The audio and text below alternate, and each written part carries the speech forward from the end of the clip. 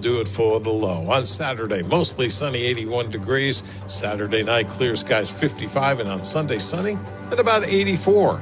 This is 97.1 FM Talk. Chief Meteorologist Dave Murray.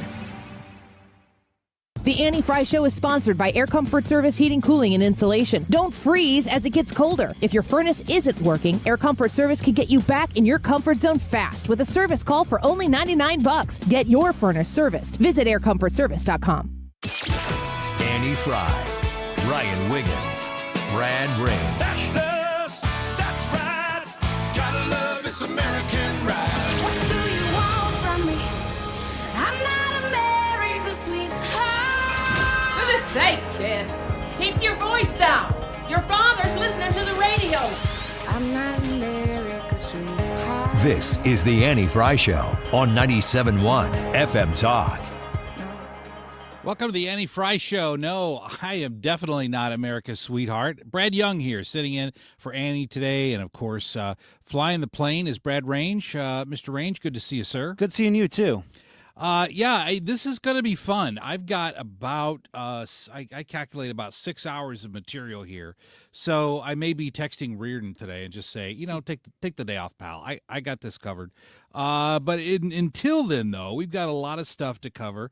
And one of the things I wanted to cover before we dive into a lot of the other topics of the day is today is Columbus Day. And do you have any particular way to celebrate Columbus Day? I'm coming into work on Columbus Day and celebrating here. Well, I don't have a particular way, but I have a lot of thoughts on Columbus Day. Well, as do I. And it's funny, I've got a good friend of mine who's very proudly Italian. And he texted me over the weekend when President Trump signed an executive order essentially reversing a Biden executive order, restoring the name Columbus Day. Now, here's what's interesting, is that Columbus Day, you can look this up yourself. I'll even tell you where to find it. It's under the U.S. Code. It's on Title V of the U.S. Code, Chapter 61, Subchapter 1, just to be very specific. And in that, it lists Columbus Day as a federal holiday. It was signed into law by President Lyndon Johnson in 1968. It's a federal law. And yet, here's what's interesting about it. Former President Joe Biden issued a proclamation, actually an executive order in 2021, actually recognizing Indigenous Peoples Day. And he said it's to be in lieu of recognizing Columbus Day. In lieu of? In lieu of. Oh, boy. So, people talk about, President Trump, he violates the law. He violates the law. There are so many examples. Here's a great example. President Biden says, I am violating the federal law under Chapter 61, Title V of the U.S. Code. I'm going to violate it with an executive order, which, of course, legally can't happen.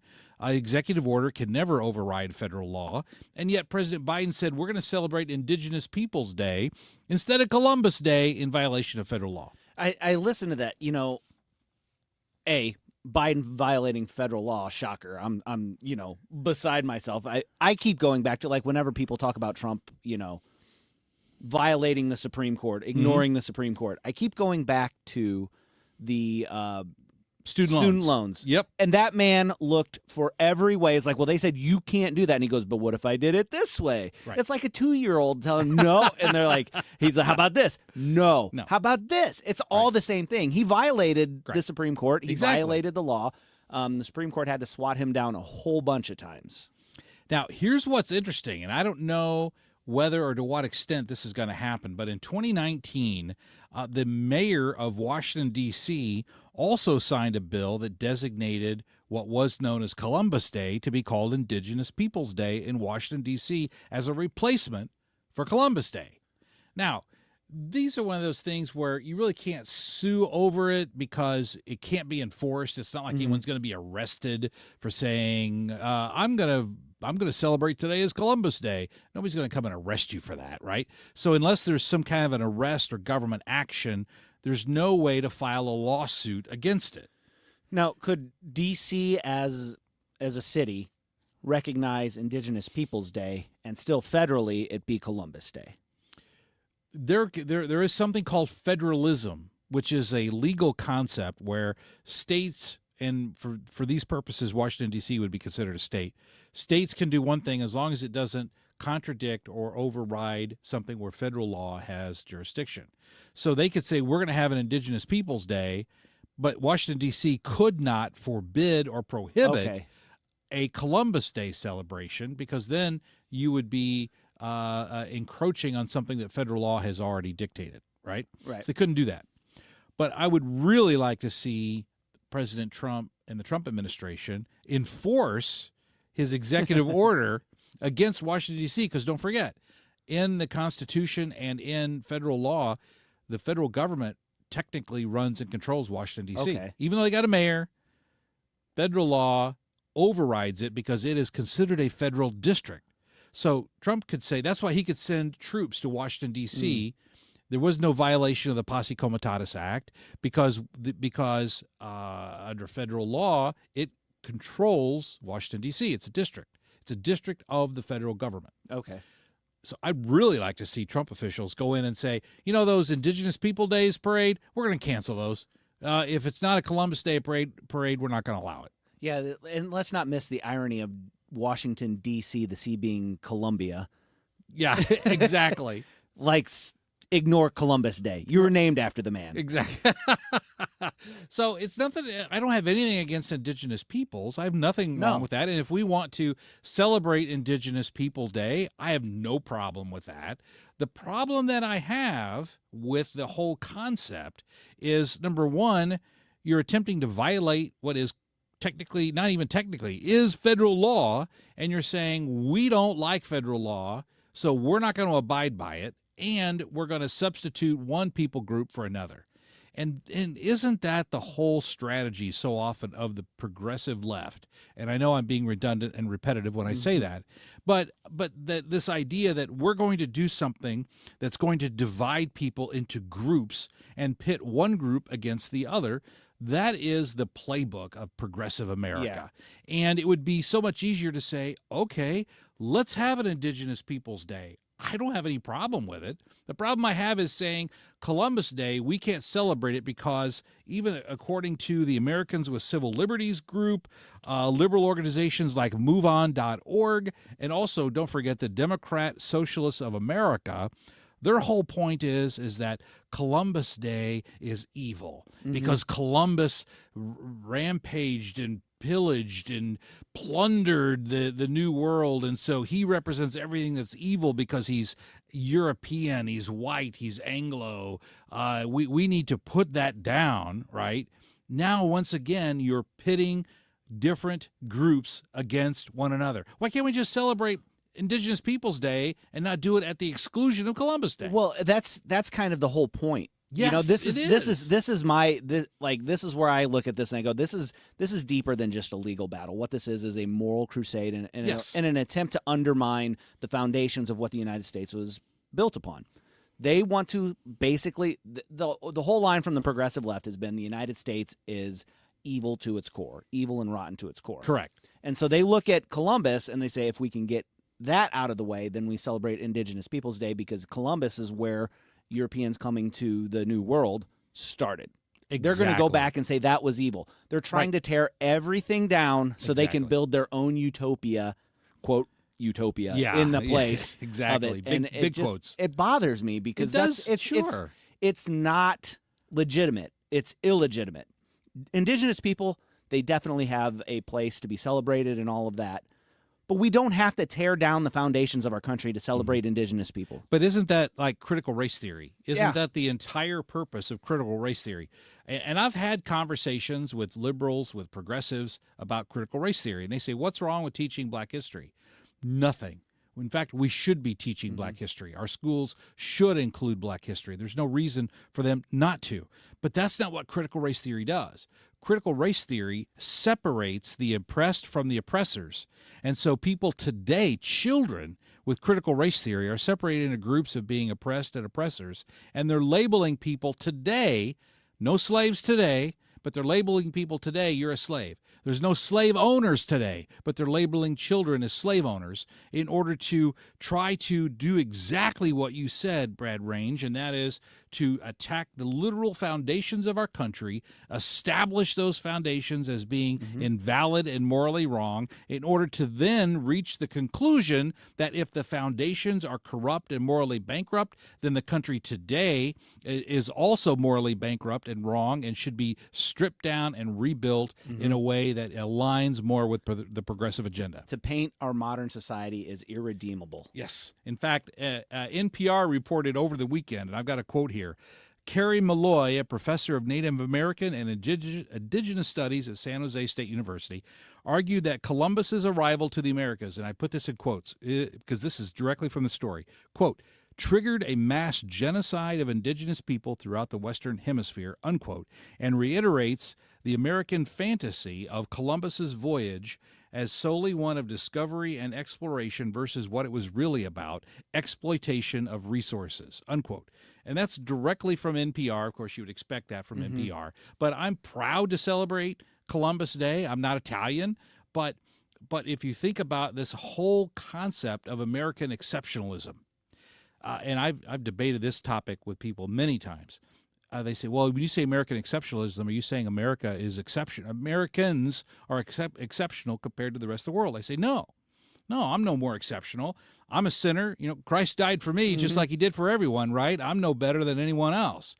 However, our system of America that creates freedom and opportunity, that is what is exceptional. Instead of having the burdens and regulations of Europe, without having the corruptness of the governments in Africa, without having the communism of Russia or with China, yes, there is American exceptionalism because of our freedom. We have the freedom to worship. We have the freedom of economics. We have those freedoms are what makes us, our country, exceptional, not us as individuals. And frankly, Columbus was the beginning of that. Now, was he the first one to step foot? No, it doesn't really matter whether some guy from Sweden or a Viking stayed here. It doesn't matter because it went into obscurity. What matters is that once Columbus was here, that opened the door for a country that was based on freedom. And it wasn't free for the slaves until the Civil War, but freedom was a process, okay? And it doesn't mean you negate the whole idea of freedom. What it means is that's what we stand for, and that's why America is, in fact, exceptional. Hey, we've got to take a break here. And when we come back from the break, we are going to talk with White House correspondent Ryan Schmelz. He's with Fox News Radio. We're going to talk about the latest of the shutdown, why it's happening, and what, if anything, is happening to reconcile the issues that's keeping our government closed. Brad Young sitting in today for Annie Fry. We'll be back shortly on the conservative voice of St. Louis, 97.1 FM Talk. Watching, waiting, commiserating. Say it ain't so, I will not go. Turn the lights You've got basement problems and you've known for a while that it's going to need to get fixed, but it's always in the back of your mind because if you don't fix it now, what it's going to be like in 5 years could be a lot more consequential, read a lot more expensive. Call Matt Hayes at Home Shield Foundation Repair. You can look him up online at homeshieldfoundationrepairs.com and have Matt come out and his team come out and give you a personal look over of your basement so they can assess exactly the solution that is necessary for your basement concerns. When Matt Hayes comes out, he's going to go into your basement. He's going to indicate all of the different areas where you might need to do something. Maybe there's something that is structurally fine and he thought it was bad and it's not. He's not going to take advantage of that situation, but he is going to put you in a position where you can feel comfortable and confident with a respectful estimate that is going to actually solve your problem for good. That's what matters, doesn't it? They're an A-plus accredited business with the Better Business Bureau with a ton of 5-star ratings on Google.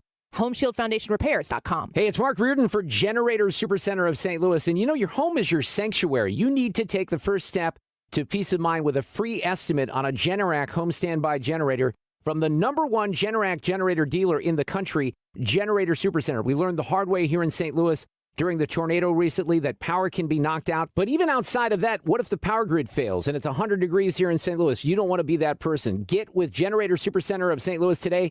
Generator Supercenter of St. Louis.com. Tell them that we sent you along. Looking for some iced caffeine, left you in the cold. No one knows why brown water costs as much as liquid gold. Told him your name was Brian, why does this cup say Nicole? But then you found paradise in your cup at the Quick Trip. No regrets to start your day. If you're considering an annuity as part of your retirement plan, we need to talk. Hi, I'm Bob Stockdale, Senior Vice President Investments with the ClearPath Wealth Management Group at Stifel and host of On the Money Saturday mornings at 11 on 97.1 FM Talk. Annuities can be a useful tool for some retirement investors, but not all annuities are created equal. Every week, we meet clients who own complex annuities that don't suit their needs and, in some cases, actively undermine their retirement plan. Before you purchase an annuity, get a second opinion from the ClearPath Wealth Management Group at Stifel. Requesting a consultation is free of charge. To request a free consultation, contact us at clearpathinvesting.com. That's clearpathinvesting.com, or call us at 636-695-2650. That's clearpathinvesting.com or 636-695-2650. Stifel Nicholas and Company Incorporated, member NYSE and SIPC.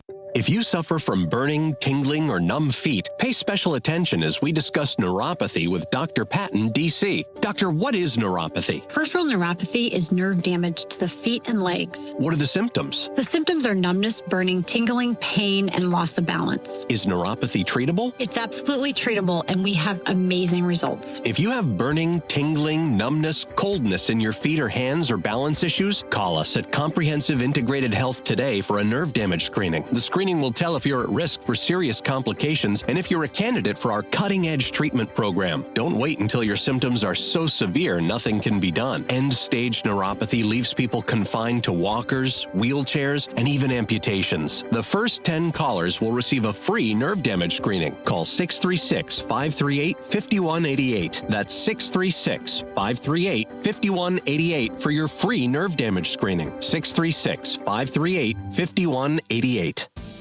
Sponsored by Progressive. We make the claims process easy so you could get back on the road in no time. It's why over 43 million drivers trust Progressive. See for yourself at Progressive.com. You're listening to The Annie Fry Show on 97.1 FM Talk, St. Louis Conservative.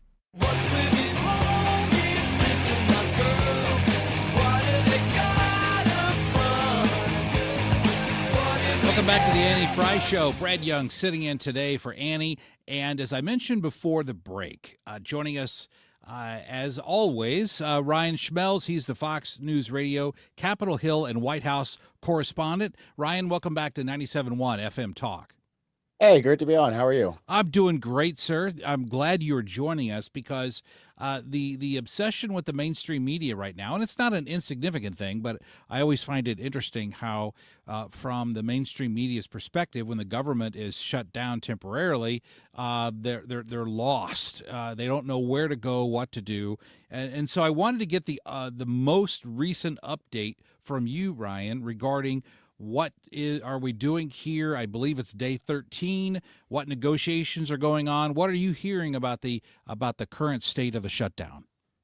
It feels like deja vu. Pretty much what's happening now is we are expecting the Senate and to pretty much have the same vote that they've had the last couple of weeks starting tomorrow. And it doesn't seem like any Democrats have changed their mind on this. It seems like they'll probably consistently vote the way they've been voting the last couple of weeks. So it seems like it's just been a rinse and repeat process and nobody's really gaining any territory. Though I think the idea on the Republican side is that if you just hold out and this government shutdown continues, eventually Democrats will cave and you'll at least get a couple on board to break that filibuster and ultimately end the shutdown.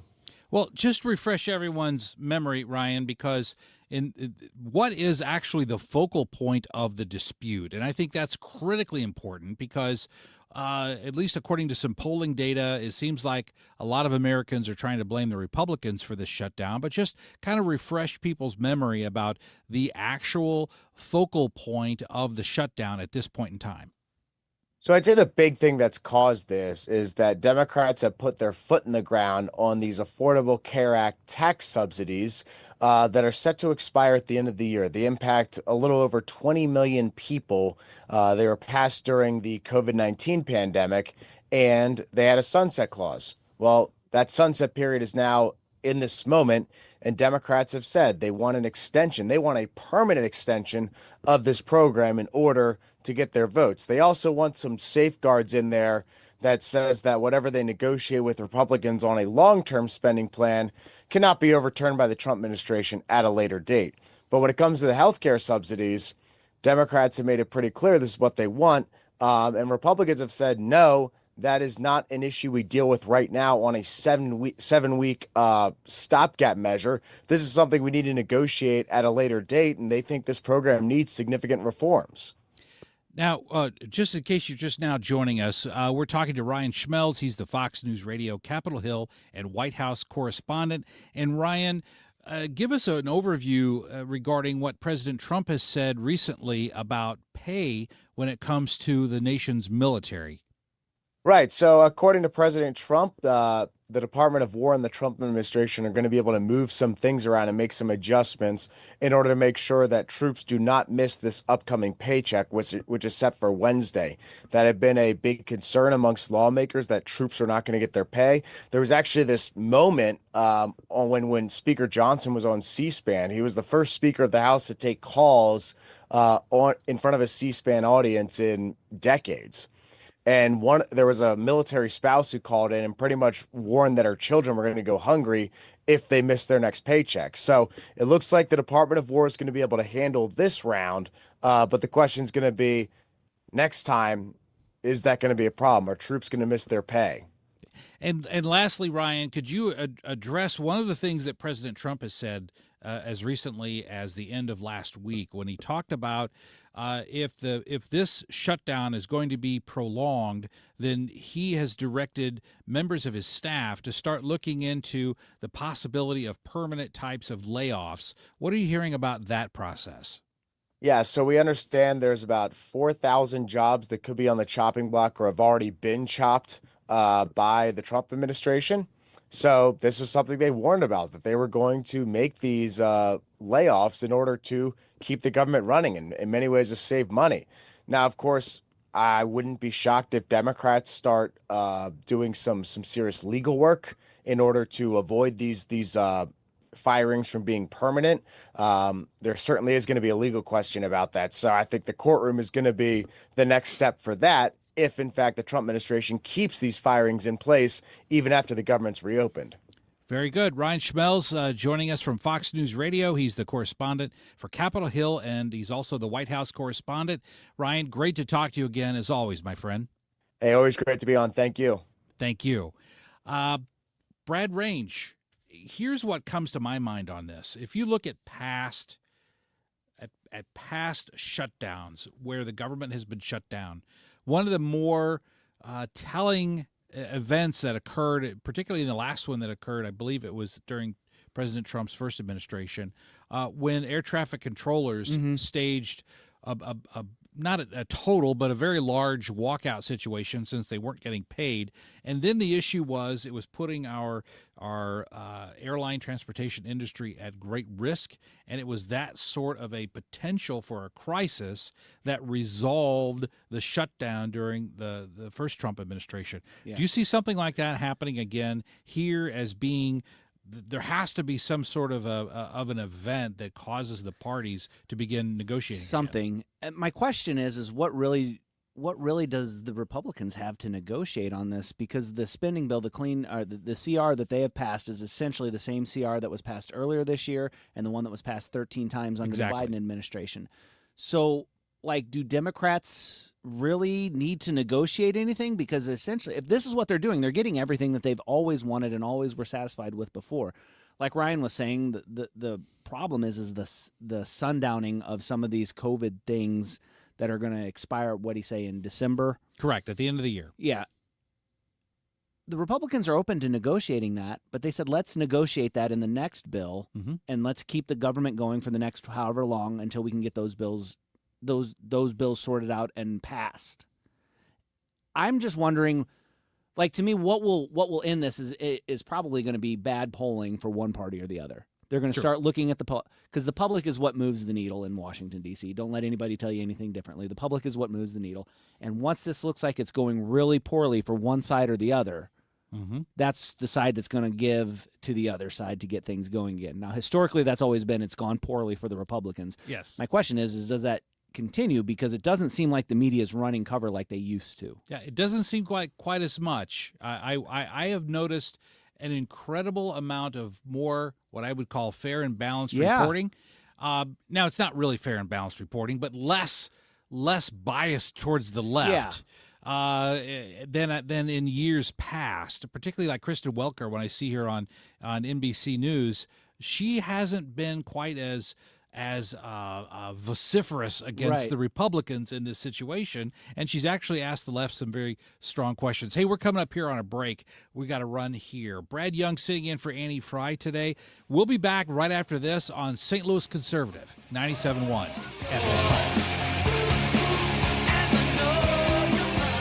Now that we're getting older, we've been putting more thought into maintaining our health. We knew the water we drink every day could be filled with contaminants, so we called Leaf Home Water Solutions. They came to our home and did a free water test and gave us the analysis right away. We were shocked at what we saw. They found heavy metals like iron and copper. Our own tap water was putting our health at risk, but Leaf Home Water Solutions made it easy to get safer water from every tap and hose. A whole home solution. They have more than 250 product combinations and designed a system that fits our needs and budget. The installation took less than a day. With Leaf Home Water Solutions, our water is safer and healthier. When we drink, when we cook, when we shower, even when we garden. We feel better about our health. Thanks to Leaf Home Water Solutions. Schedule your free home water test today at leafhome.com/free and save 15% on all home water treatment systems. That's leafhome.com/free for your free home water test and 15% off. leafhome.com/free. Gain peace of mind that your flooring and carpet installation will be done right the first time when you hire the experts at Michael's Flooring Outlet. They give all their clients attentive personal service, even bring toys for the kids of the household. It's a family-owned and operated business for 25 plus years.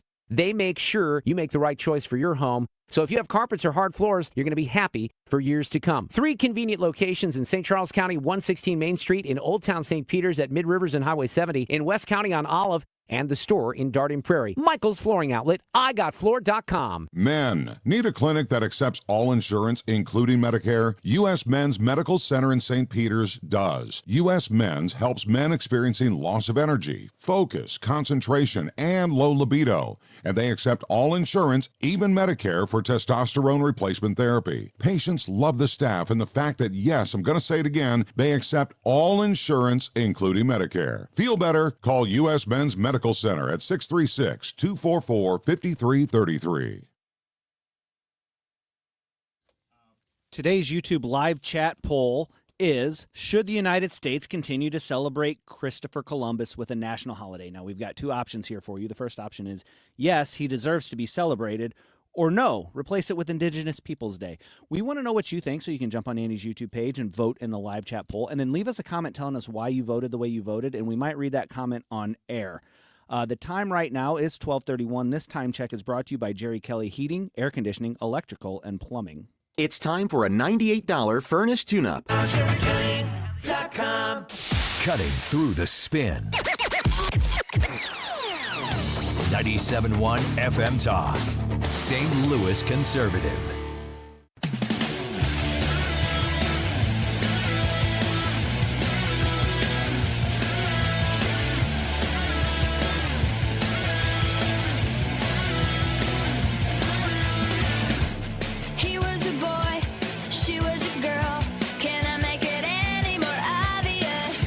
Welcome back to the Annie Fry Show. Brad Young sitting in today. Glad you are with us here on St. Louis Conservative 97.1 FM Talk.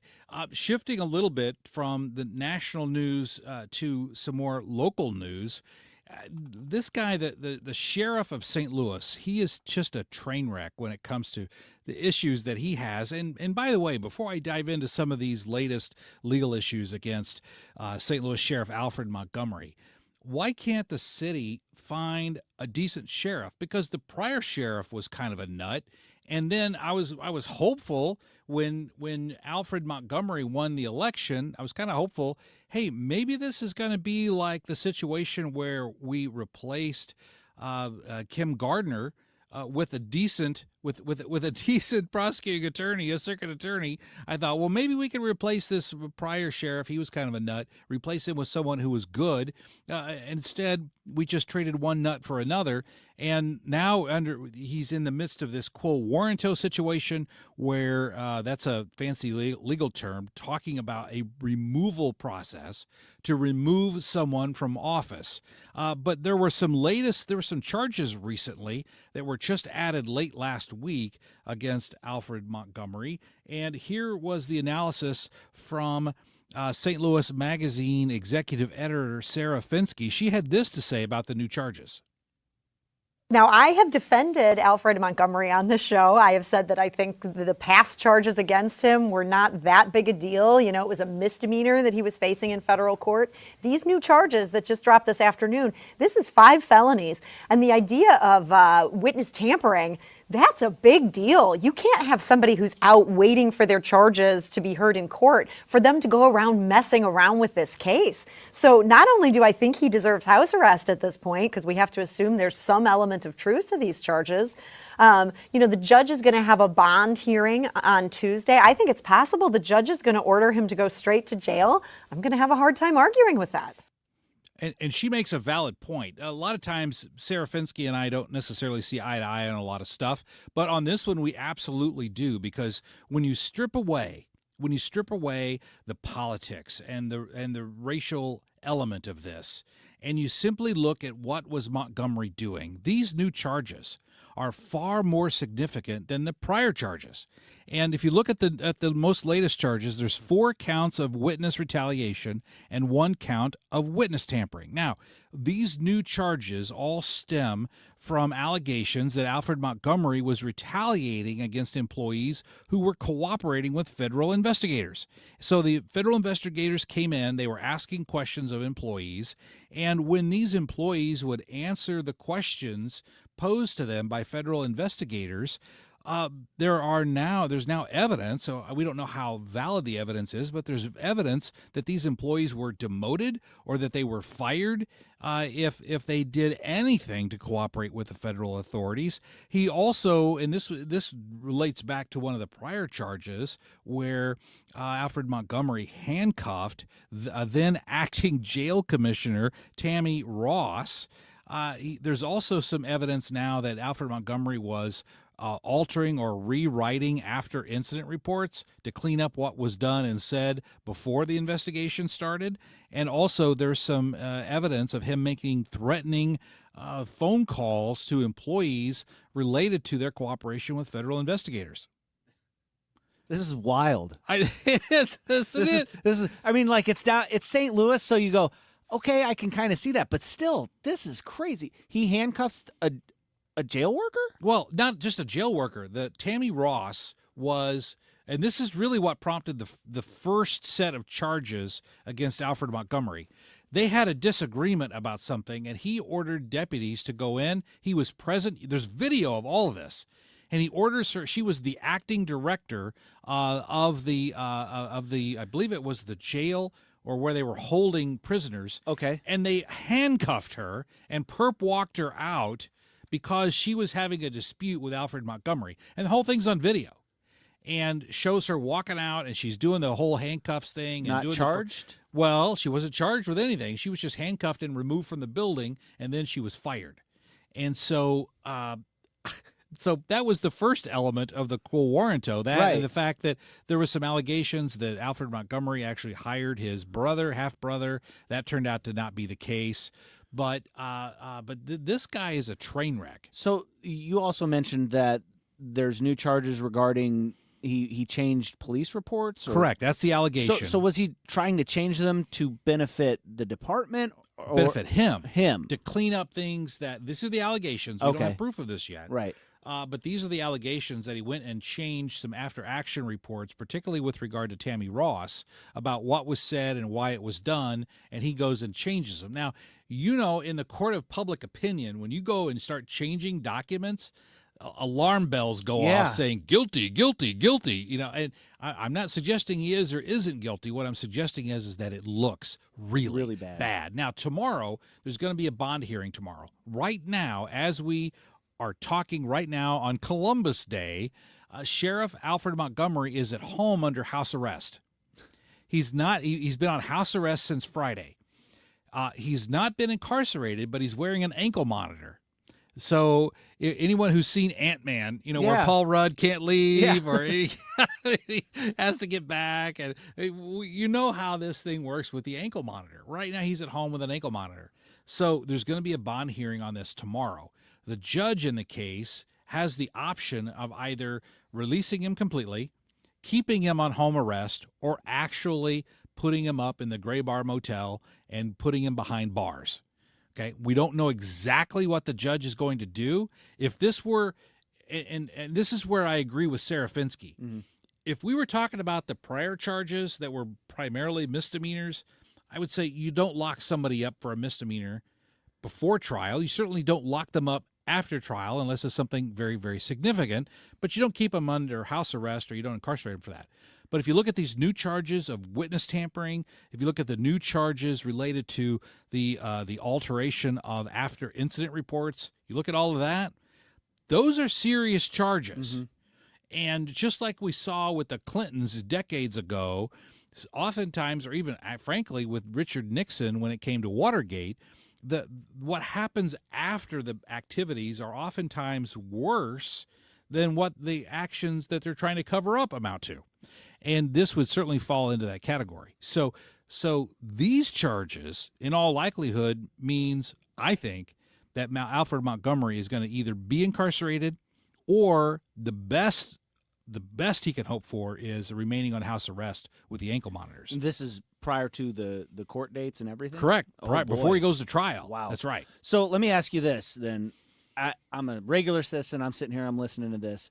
And let's say I've got a cousin that was arrested by the St. Louis Sheriff's Department. And I see that, there's allegations that the Sheriff's Department altered documents to benefit them. Does this have a trickle-down effect? It would if the St. Louis City Sheriff's Department operated like the police. Okay. In the city, they do not. Okay. So the St. Louis Sheriff's Department is primarily charged with dealing with folks who are already incarcerated. Okay. So there wouldn't be a situation like where the police gather evidence, and then if you can show that the police officer is being charged with fraudulent conduct, you can attack the basis of the charges for a criminal and get them out of the pokey, right? Right. That's not going to happen here, at least I don't think it will happen here, because the Sheriff's Department doesn't typically work in the arrest of suspects. They only deal with people who have already been convicted. But if you're a person that's been convicted and you got roughed up by the Sheriff's Department, that's going to look bad. And that could could be the basis of a civil lawsuit. Yeah, absolutely. Okay, and I'm just speculating here. I don't know of anything particular, but I guess what I'm getting at is what does this do for the public opinion of this and the trust in the public? Because if you're operating as a sheriff, don't you have to have a certain amount of public trust? Well, sure, because you're also involved with serving subpoenas. You're also involved with the serving of warrants. There's lots of things that the sheriff's office can do in that regard. But here's what I think is laughable, and this is really what makes St. Louis look bad on a nationwide level. One of the things that the sheriff's office has done in St. Louis for decades is that they were charged with transporting inmates who are in jail who need medical attention. They were in charge of transporting them from the jail to the hospital.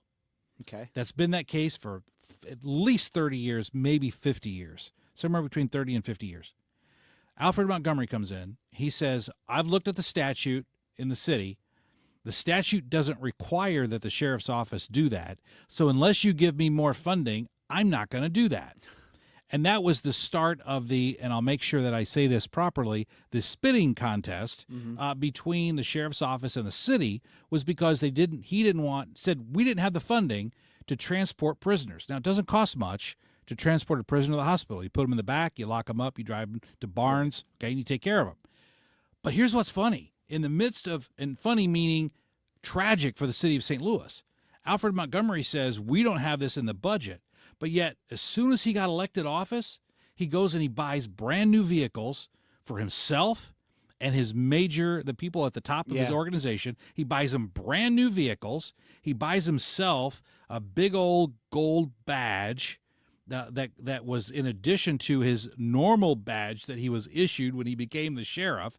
So he gets all this bling and gets these new vehicles, but then says, oh, I don't have the budget to drive prisoners to the hospital, right? So here's what happens. The city then passes a new ordinance 2 weeks ago. They passed a new ordinance that says the city, or rather the St. Louis Sheriff's Office is charged with transporting prisoners from the jail to the hospital.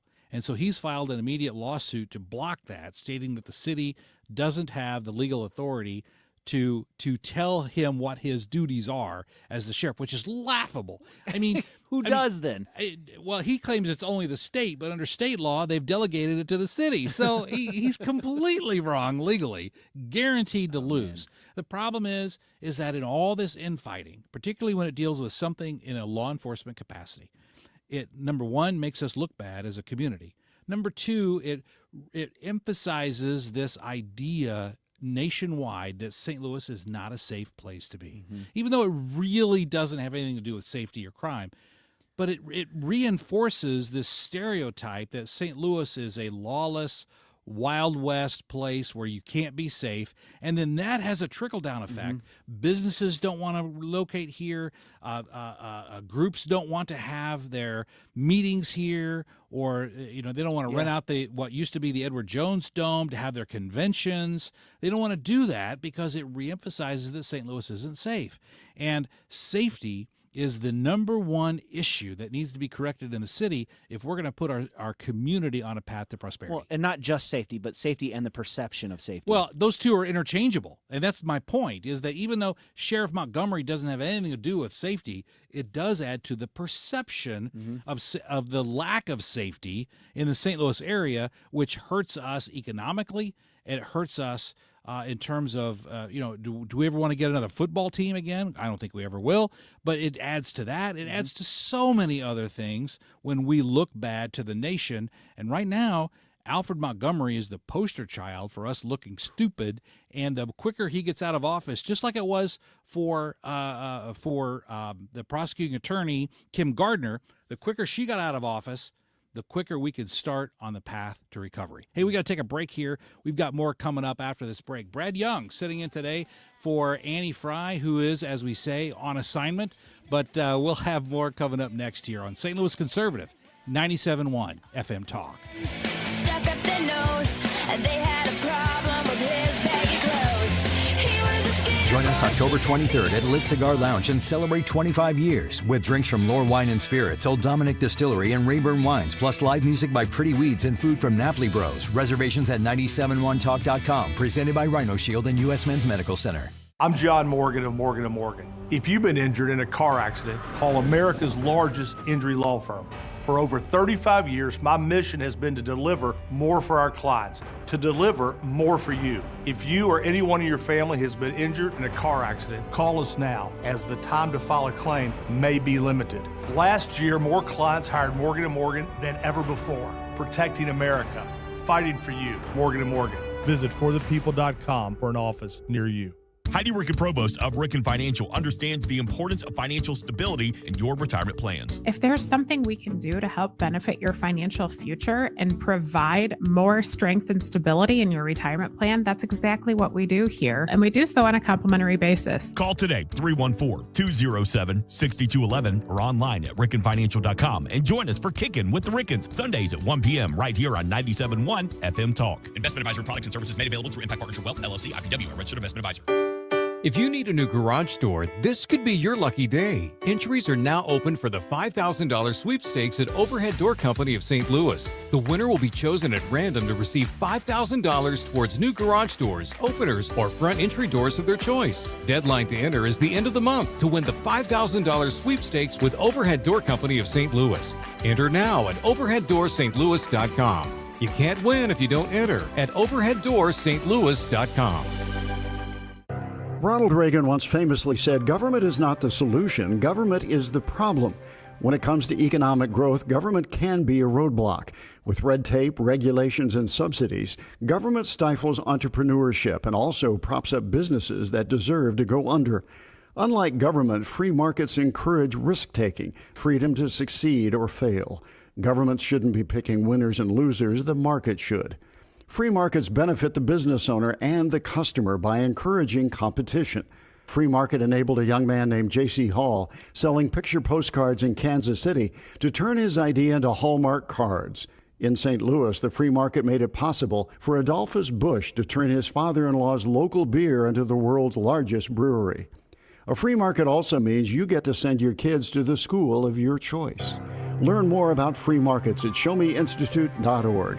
The Show Me Minute has been brought to you by Show Me Institute and Show Me Opportunity. We, without hesitation, recommend that anybody work with ThrottleNet. The experience will be as good as it's been for us, for anybody, because you'll get a true partnership and you'll be able to rest easy that you're going to get the service that you need while they're also doing all those things that you don't want to have to think about, that you don't want to have to worry about. They're always doing that in the background for you. Don't wait for your next IT crisis. If your business depends on technology, you need a partner that's got your back. Contact ThrottleNet.com to get a free IT evaluation and see how we can support your IT everything. Rooted in faith, grounded in family. We're back with more truth. This is the Annie Fry Show.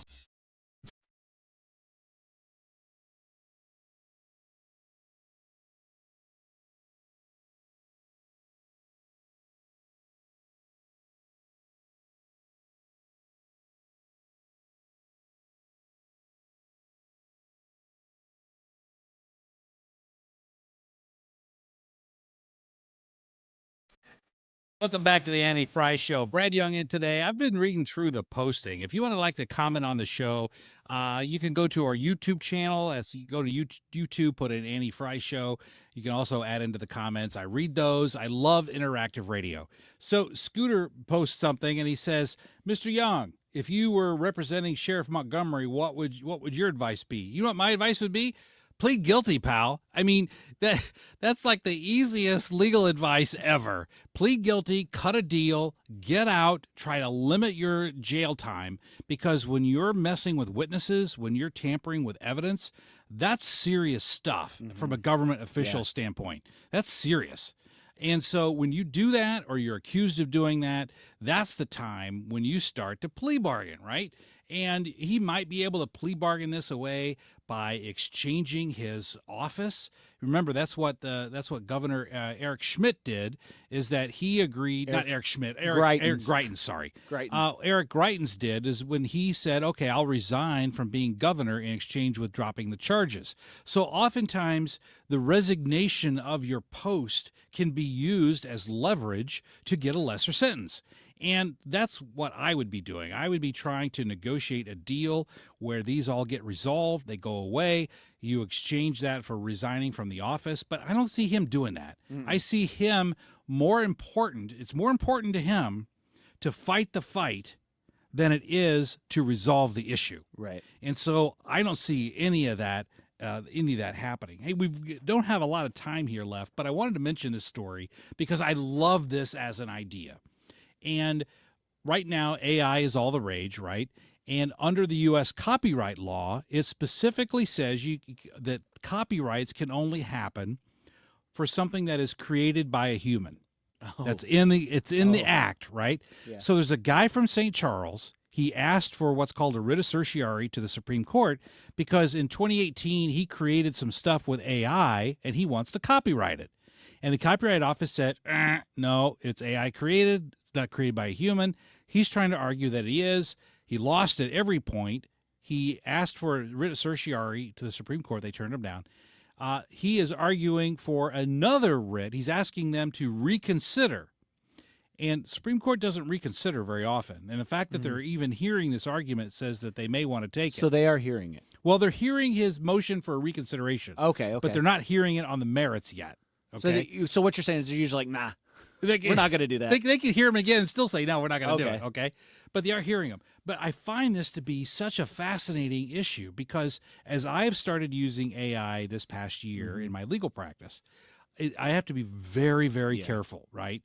Very careful. Because I've got a case right now where my opponent keeps citing fake case law, and I keep getting the case dismissed, arguing for the case to be dismissed, because in Missouri, if you file a brief with the court and it's got a fictitious or a hallucinated case law, you're out. I mean, you're done. And so I'm about to get this case dismissed because my opponent keeps citing fake case law. But in the greater sense of it, though, we can all agree that AI is becoming more and more part of our lives. Yeah. I'm using it for summarizing medical records and calculating wage rates and all kinds of things. I'm not using it to write briefs, nor will I ever do that. But it's becoming more and more part of our lives.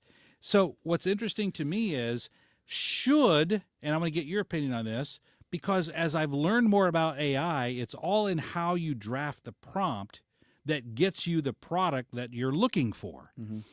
Do you think, just not from a legal perspective, but just from a layman's perspective, the fact that you draft this prompt to get AI to do something, should that be enough human involvement to allow you to get a copyright in the product that's generated as a result of the human drafting the prompt? Okay, I'm going to say a name real quick, and you tell me if you recognize this name or if you know this name. Okay. Tilly Norwood. Tilly Norwood.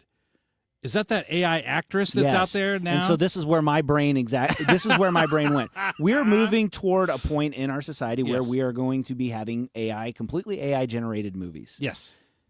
Those movies, I think, are still a work of art. Somebody still had to write the script. Somebody still did that, and they throw it into AI and do that. I think that does need to be protected because that is somebody's intellectual property. The tool that they use to create it is different. Right. So I do think that there needs to be some sort of copyright protection.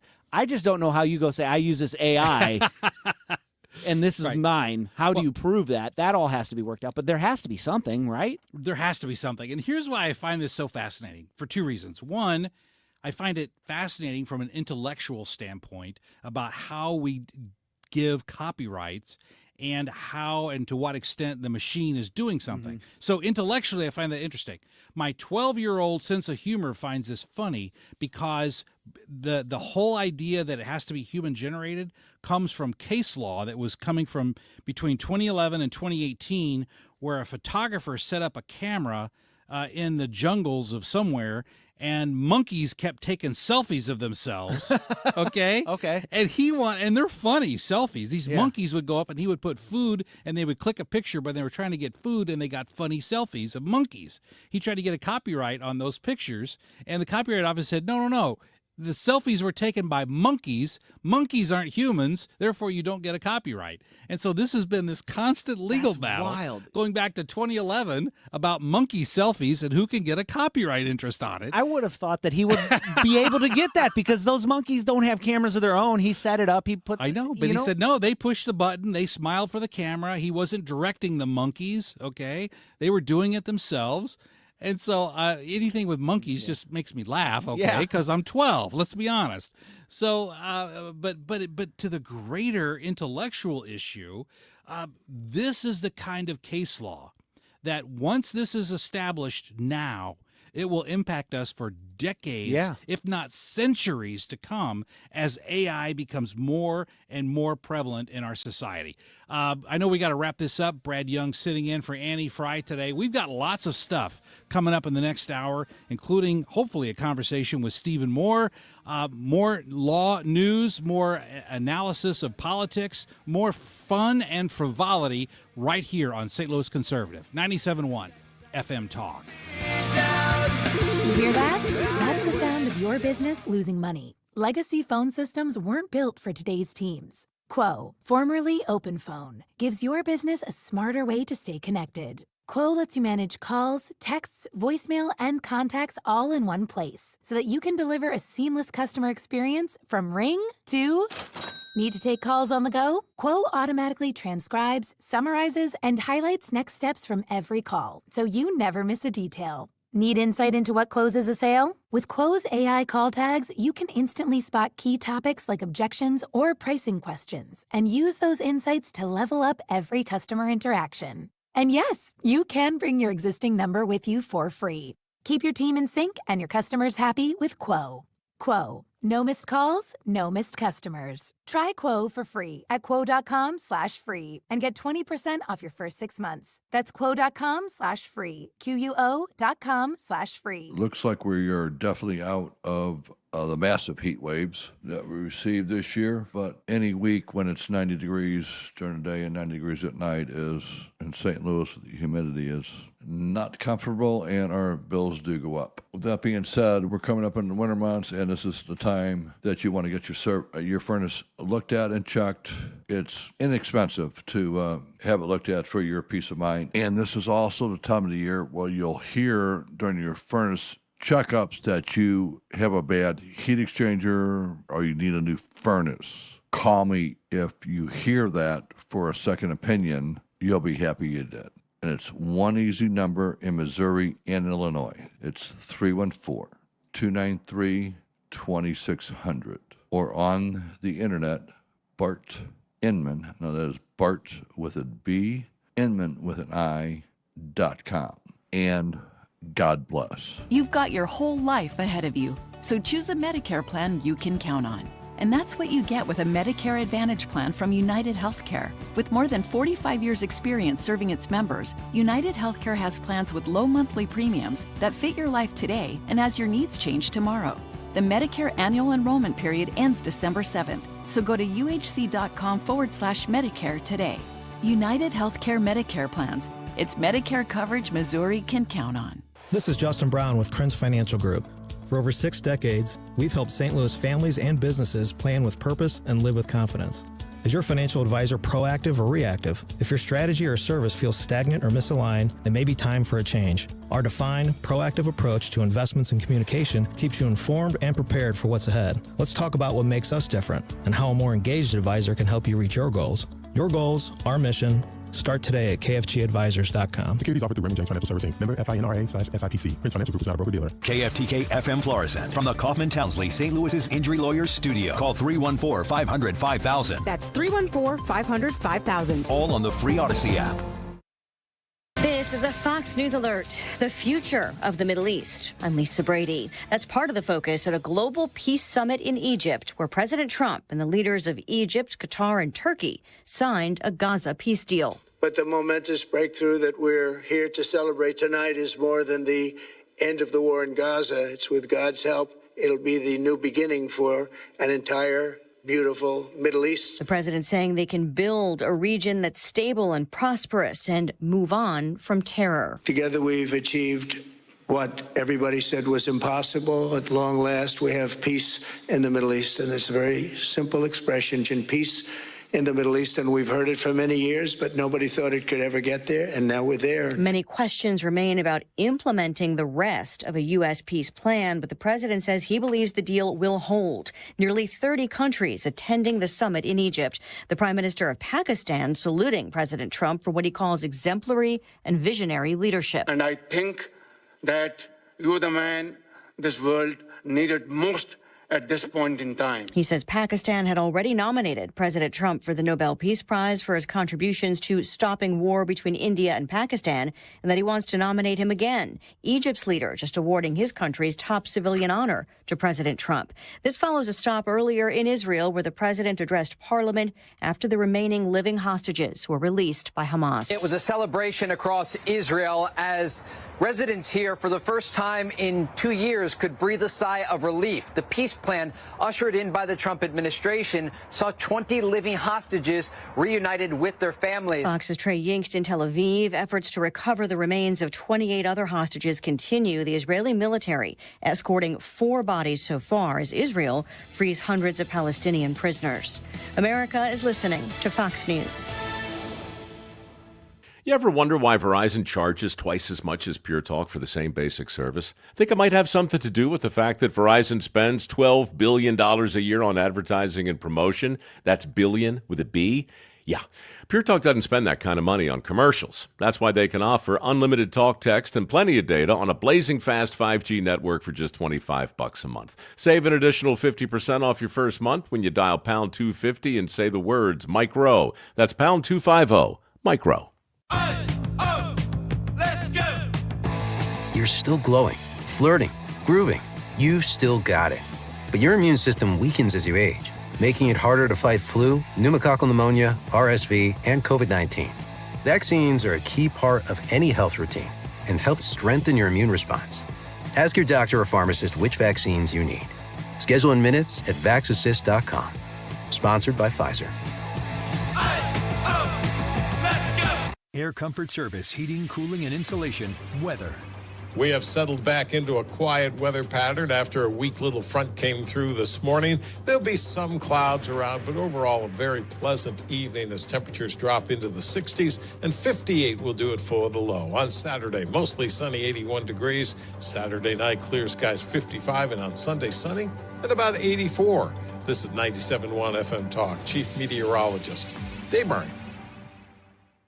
The Annie Fry Show is sponsored by Air Comfort Service Heating, Cooling, and Insulation. Air Comfort Service is hiring licensed journeymen. Don't have a journeyman license? Air Comfort Service will help you get it. Get guaranteed hours year-round and more. Apply online at aircomfortservice.com. Annie Fry, Ryan Wiggins, Brad Ring. That's us. That's right. Gotta love this American ride. What do you want from me? I'm not America's sweetheart. For goodness sake, kid. Keep your voice down. Your father's listening to the radio.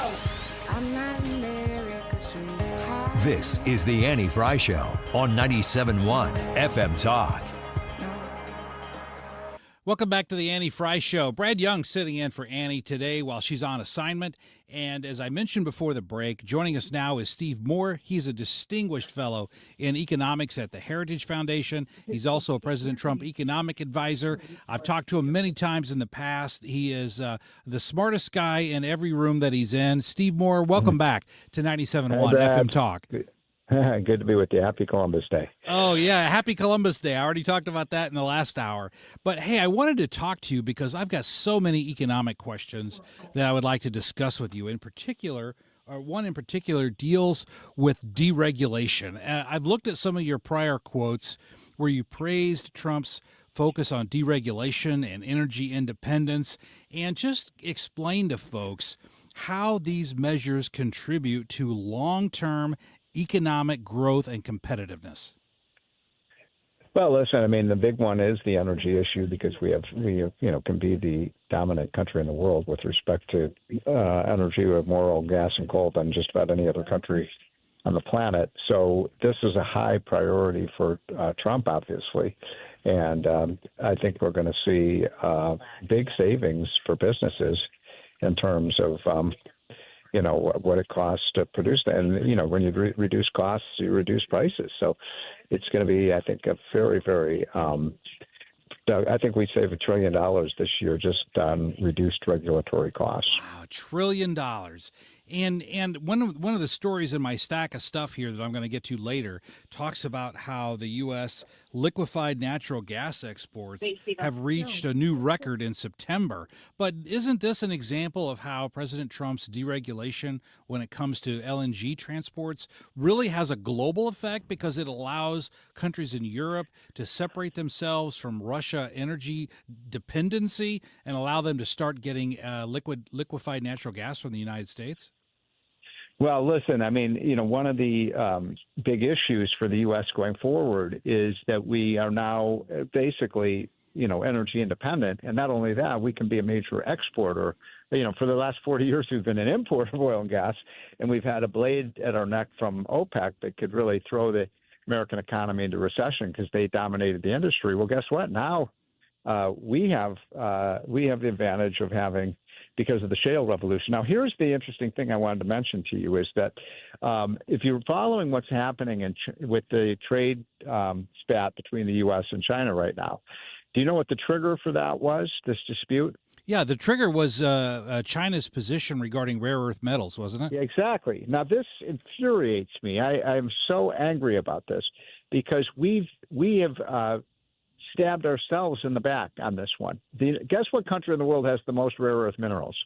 I know U.S. is going to be up in the top 5. Oh yeah, we have by far the most. I mean, our mountains in Utah and the Dakotas and Montana and Colorado are just treasure chests full of these minerals that are necessary for our manufacturing, for our missiles, weapons, technology. Yeah. What's that? Yeah, missiles, So weapons, F-35s, F-47s, exactly. all So of that. Military, very Yes. good point. So here's the point I'm getting at.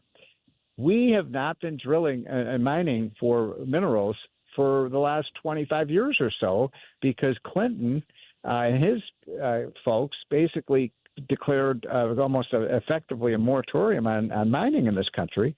It's insane.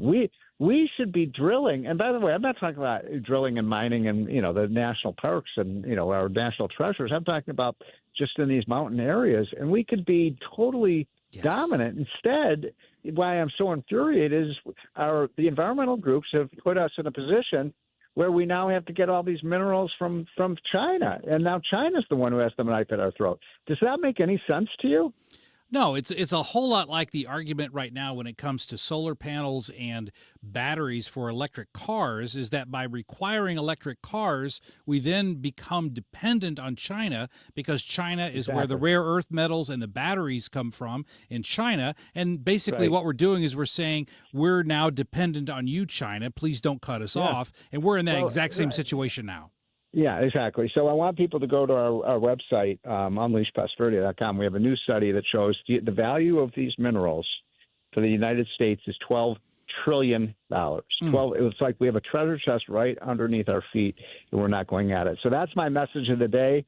We have to be not just drilled, baby, drill, but mine, baby, mine. We can do this. We can make a lot of money for the U.S., and we don't have to depend on China. We wouldn't have the trade dispute. So I got to run, my friend, but I hope everybody has it. By the way, it is very important that people understand that Columbus Day is symbolic. Of course, there were indigenous people here. What Columbus did was bring Western civilization to this continent. And I guess the left is against Western civilization because it's indigenous time. No, Christopher Columbus was the first European to come to this continent, and that's what's led to the incredible growth and prosperity of the mightiest country on the planet. So, yes, we should celebrate Christopher Columbus. Absolutely. Steve Moore, thanks for joining us, my friend. See you. Take care. Bye-bye. He is with the Heritage Foundation. Every time I talk to him, I always feel smarter after talking to that guy. Great person to talk to. But he raises an issue that I would like to carry forward, and that is this. When he brings up this issue of trade with China, if you look at the stock market on Friday, the stock market dropped, I believe, close to 900 points on Friday. I haven't had a chance to check the markets today so far. Brad Range, if you could look up the markets right now while we're talking. This morning, the Dow Jones is up 620 points. Yeah. So a lot of that's coming back. But here's where I am thrilled that we have a president that understands business for this reason. President Obama never had a job outside of government. He never did his entire career. He was a law professor. He was a, quote, community organizer, which wasn't a job. And he then went to run for the U.S. Senate, became a senator, and then he became the U.S. president. So he never had to meet budget. He never had to make a payroll. He never had to deal like any business owner does and deal in the realm of business. I do. I run a law firm. I have employees. I have to make payroll. I have to pay taxes. I have to do all those things that you don't have to do when you live in government service. He had no idea. Bill Clinton was very, very similar. He was in a law firm, but he quickly left and went into government. He was not making policy based on business savvy concepts. Now you've got President Trump, and here's why I'm really glad that he's here. Right now, if a bureaucrat were the head of our country, that bureaucrat would be nervous that China is resisting our attempts to negotiate with them regarding tariffs and regarding the importation of rare earth metals and so forth.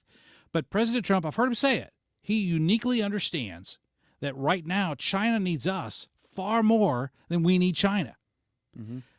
Far more. If all of a sudden tomorrow President Trump came out and said, we're going to stop all business with China, would the stock market plummet? You bet it would. But if we don't have, pet rocks and singing toys for the next 6 months, are we really going to be crippled? No, we're not going to be crippled. But China doesn't have a replacement for the United States when it comes to selling all the stuff they make. There is no Yeah. There is no replacement, right? Right. So the leverage, and that's what I do in litigation when I'm negotiating the settlement of cases. I highlight things that I can use as leverage to force the opposing attorney to see things and to agree with things that I want to do. That's what leverage is. And when it comes to negotiating with China, President Trump has all the leverage. He has the exact leverage in this situation because China needs us more than we need them. That's why Stephen Moore's statement about rare earth metals is so important, because we have all the rare earth metals we need in the United States. We just can't drill them because of the regulations that go back to the Clinton administration. Yeah. If we could dig those up and get those rare earth metals, that would not impact our ability to make batteries here, solar panels here, to get the things we need to make F-35s, F-47s, missiles, tanks, so forth. Yeah, the irony of it, I was looking into this earlier today, the irony of this whole thing is it's not that China has the market cornered on rare earths. Far from it. They're all over the world.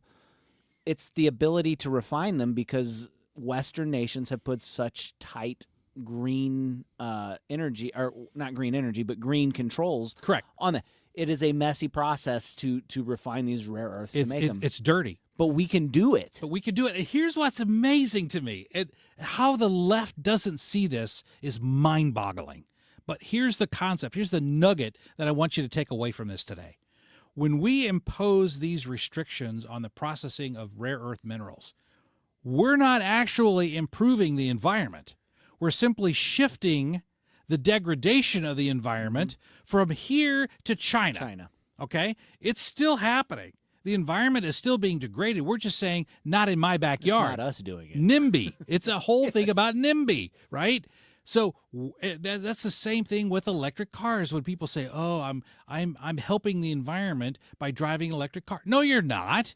All you're doing is shifting the degradation of the environment from here to China, because for you to drive your classy electric car, we still need to have a dirty environment. We're just shifting it to China. Now, here's the mind-blowing mind bomb out of all of this.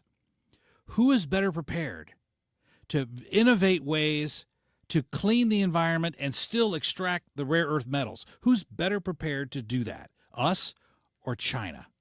China can't do it at all.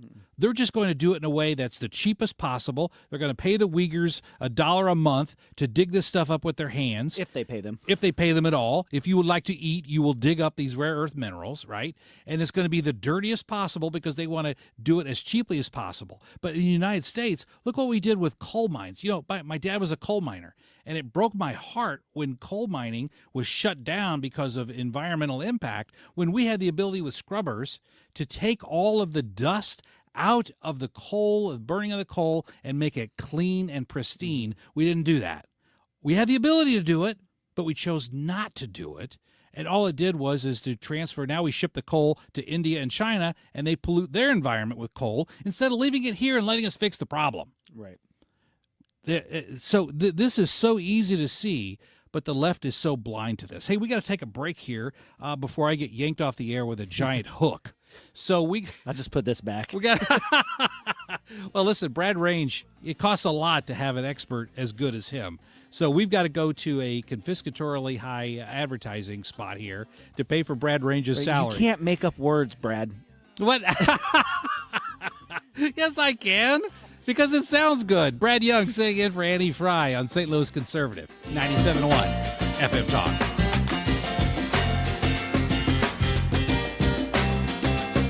The Retirement Advisory Group, online at retirementkey.com. Reach out to Thomas Helbig, to Bob and Tammy Kershaw, and talk to them about your retirement. If you're in your mid to late 50s, you're already thinking about it. You've been thinking, maybe you've planned your whole career, you're going to retire at 65. And now you're in your late 50s and you're like, could I retire at 62? Could I retire at right now? If that's the case, you want to make sure that whatever your plan is, that you're comfortable and confident in it, that you know that it's a realistic plan. That's the peace of mind that you need to have a worry-free retirement. And when you call 314-993-9494, you're going to be able to schedule a free sit-down consultation with the folks at the Retirement Advisory Group, where they can tell you how to create a personalized, structured income plan that is designed specifically for you. What to do with all the accounts that you have currently.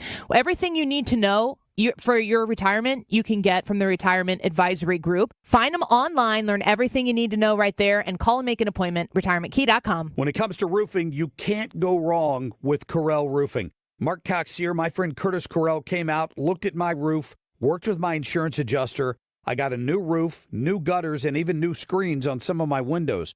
Curtis specializes in working with insurance companies.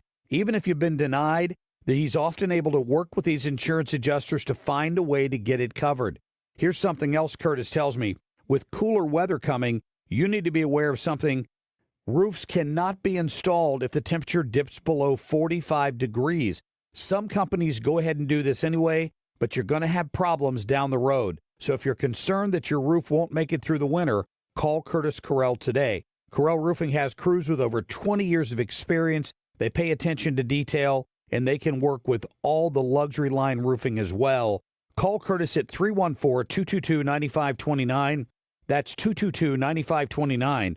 Or on Facebook at Corel Roofing Co. Why do the national tax resolution firms need the tiny fine print at the bottom of all their TV ads? Hi, this is Lance Story with the Lance Story Law Firm. You don't hear fast-talking disclaimers in our ads because the claims we make are 100% transparent. The Lance Story Law Firm primarily focuses on one thing, IRS problems, and we're regulated by the Bar Association, and we have a AAA rating with the Better Business Bureau. IRS issues are serious legal issues. The Lance Story Law Firm has helped thousands of clients navigate the best resolution plans, and we tell you up front exactly how much it'll cost. Tax resolution law is all we do. So before you send money to some out-of-town, high-pressure salesperson, give us a call at the Lance Story Law Firm, located right here in St. Louis. Call today to schedule your free consultation with me, 314-260-6120, or visit lance.drurylaw.com. The choice of a lawyer is an important decision and should not be based solely upon advertisements. Eggland's Best. The only eggs with more fresh and delicious taste, plus superior nutrition.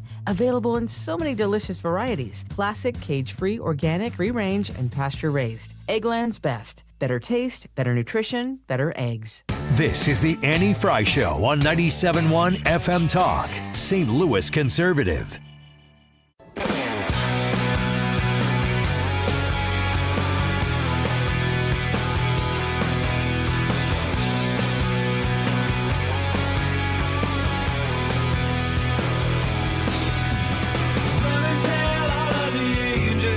Back to the Annie Fry Show. Brad Young in today for Annie Fry, who is on assignment. Wink, wink, nod, nod. And I want to conclude. I was talking about leverage and so forth in the last segment. I want to conclude this because I want to tie in this idea with leverage to what we are currently witnessing. Historic peace situation that's breaking out in the Middle East between Israel and Hamas in Gaza. And leverage comes into play because think about it. Presidents for decades have been working on creating peace deals in the Middle East. They don't work. Sometimes they do, some better than others. Others haven't worked at all. Why is this one working now? Why are we seeing the hostages released? And it goes to something that the Biden administration knew nothing about, which is leverage. If you beg and plead your opponent, let's use my example of litigation. I'm representing Acme Company, and they're being sued by plaintiff Joe Sixpack, okay? In that type of situation, when Joe Sixpack is suing me, my client, Acme Company, I have to have some leverage to demonstrate to Joe Sixpack that his case isn't worth anywhere nearly as much as he thinks it is. And if we go to trial, he's going to get shellacked by facing me at trial. That's the situation that I have to create with my opponent to demonstrate leverage to make them settle the case for less money than what they want initially. Leverage. It's not a difficult concept.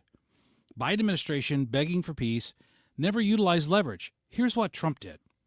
Trump just didn't go and say to Hamas, oh, please, would you please release the hostages?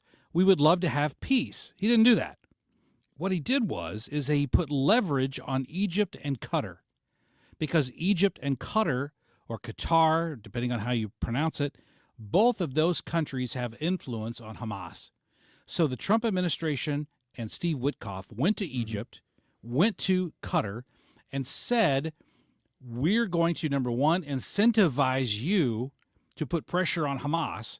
And number two, if you don't do this, then you are, number one, we're a huge presence in Qatar. We can remove bases. We can cut into your economic stability. For Egypt, you need weapons.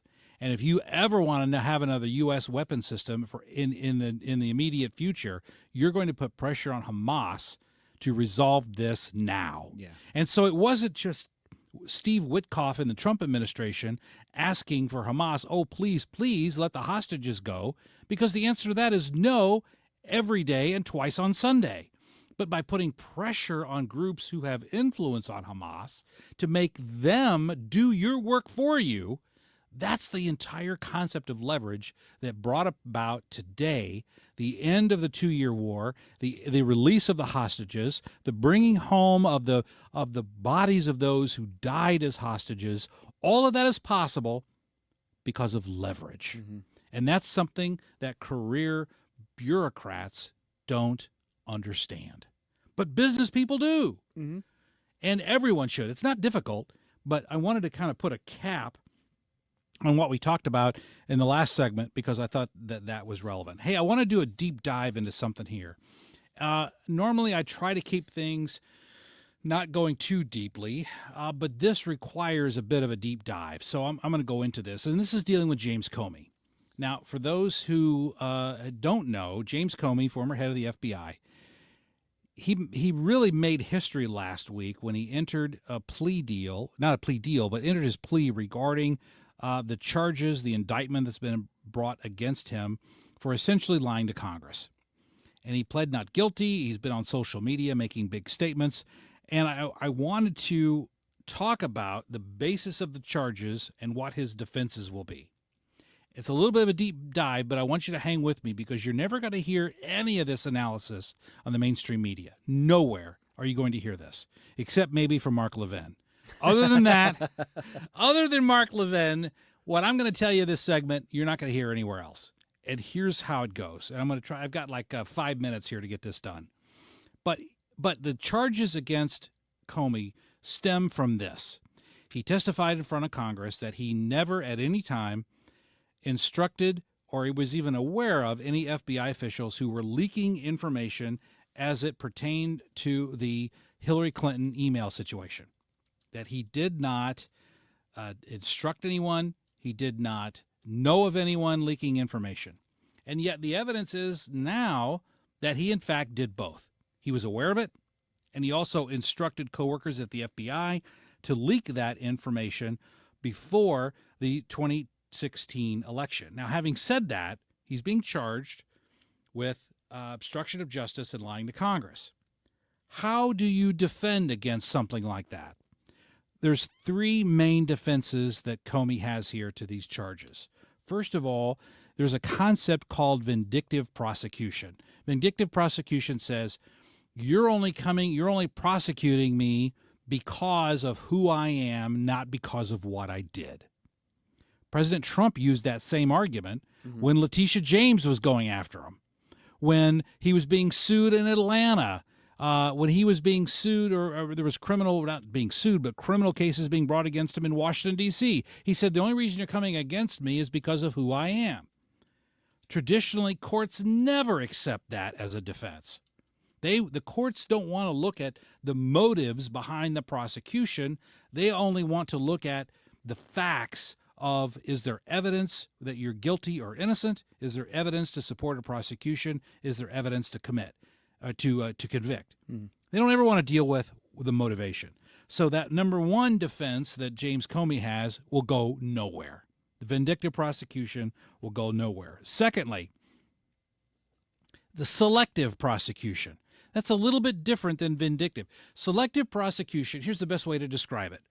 You're going down the highway, the speed limit is 70 miles an hour, and you're doing, Brad Range, you're driving 78 miles an hour. I would never. Not that you would, not accusing you of anything, all right? All right. But let's just All right. assume for the purposes of this hypothetical. Hypothetically. You're driving 78 on the interstate when the speed limit's 70. Mr. State Trooper pulls you over, and you say to him, Mr. State Trooper, did you notice that there were cars going faster than me? And he says, I don't care. You're the one I pulled over. Okay. Okay. That is the selective prosecution argument, that I may have done something wrong, but others were doing stuff that was wrong, and you didn't charge them. You just charged me because of who I am. Very similar to the first one. Yeah. Have you ever heard, Brad Range, in the history of talking to people who have gotten speeding tickets, has that argument ever worked even once? It doesn't seem like it has. No. I've never tried it. No, that argument goes nowhere. Okay, nowhere. That argument is doomed to fail. But here is the argument that I think is actually going to prevail, even though there's evidence that James Comey committed a crime, that he lied to Congress, that he instructed individuals to leak information. I think he's guilty of the facts. Here's why I'm telling you, against my analysis, not advocating my opinion, and that's different. And analysis is different than an opinion. Okay. I think he should go to jail, but I don't think he will, and here's why.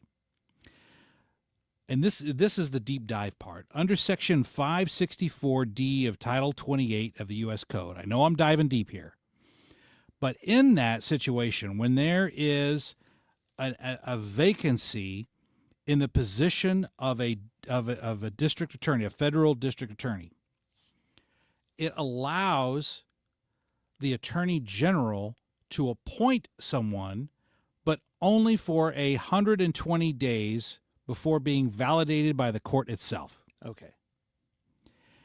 And it only allows for one appointment. In that situation, President Trump had appointed someone that covers, I think it's in the District of Virginia, I believe, I could be mistaken in the location, but where James Comey is being prosecuted. Appointed that prosecutor. That prosecutor said, I'm not going to indict James Comey. So President Trump fired him and instructed Pam Bondi to appoint a new attorney as the acting U.S. attorney. Okay. By doing that, they violated that section of Section 546 of Title 28 that I referenced, because it only allows the term to last for 120 days. That 120 days was already expired before the new prosecutor was seated. So when that new prosecutor brought an indictment against James Comey, it was done beyond the 120 days specified by federal law. Okay. So as such, in all likelihood, that indictment is going to be deemed invalid because it wasn't done within 120 days.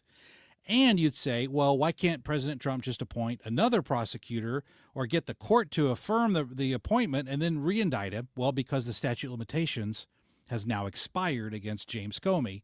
So a new indictment cannot be brought because it would be beyond the 5 years since he testified in front of Congress. So for those technicalities, I'm thinking James Comey's going to walk. Should he walk? Absolutely not. Should he be prosecuted and go to jail for lying to Congress? Yes, he should.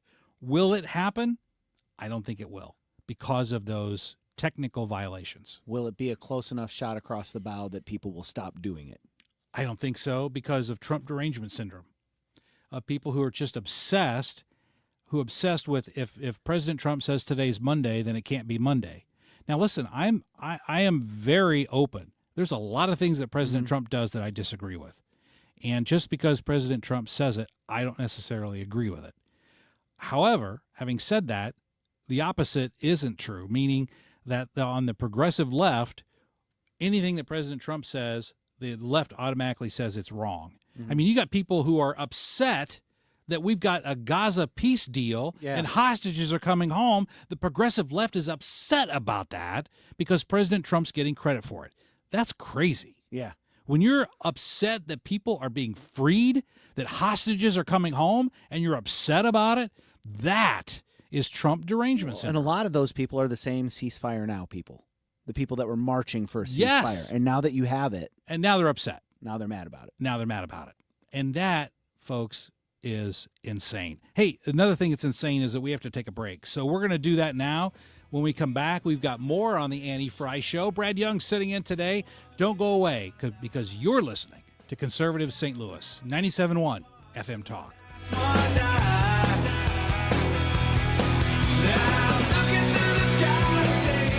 Now that we're getting older, we've been putting more thought into maintaining our health. We knew the water we drink every day could be filled with contaminants, so We called Leaf Home Water Solutions. they came to our home and did a free water test and gave us the analysis right away. We were shocked at what we saw. They found heavy metals like iron and copper. Our own tap water was putting our health at risk, but Leaf Home Water Solutions made it easy to get safer water from every tap and hose. A whole home solution. They have more than 250 product combinations and designed a system that fits our needs and budget. The installation took less than a day. With Leaf Home Water Solutions, our water is safer and healthier. When we drink, when we cook, when we shower, even when we garden. We feel better about our health. Thanks to Leaf Home Water Solutions. Schedule your free home water test today at leafhome.com/free and save 15% on all home water treatment systems. That's leafhome.com/free for your free home water test and 15% off. leafhome.com/free. If you suffer from burning, tingling, or numb feet, pay special attention as we discuss neuropathy with Dr. Patton, D.C. Doctor, what is neuropathy? Peripheral neuropathy is nerve damage to the feet and legs. What are the symptoms? The symptoms are numbness, burning, tingling, pain, and loss of balance. Is neuropathy treatable? It's absolutely treatable, and we have amazing results. If you have burning, tingling, numbness, coldness in your feet or hands or balance issues, call us at Comprehensive Integrated Health today for a nerve damage screening. The screening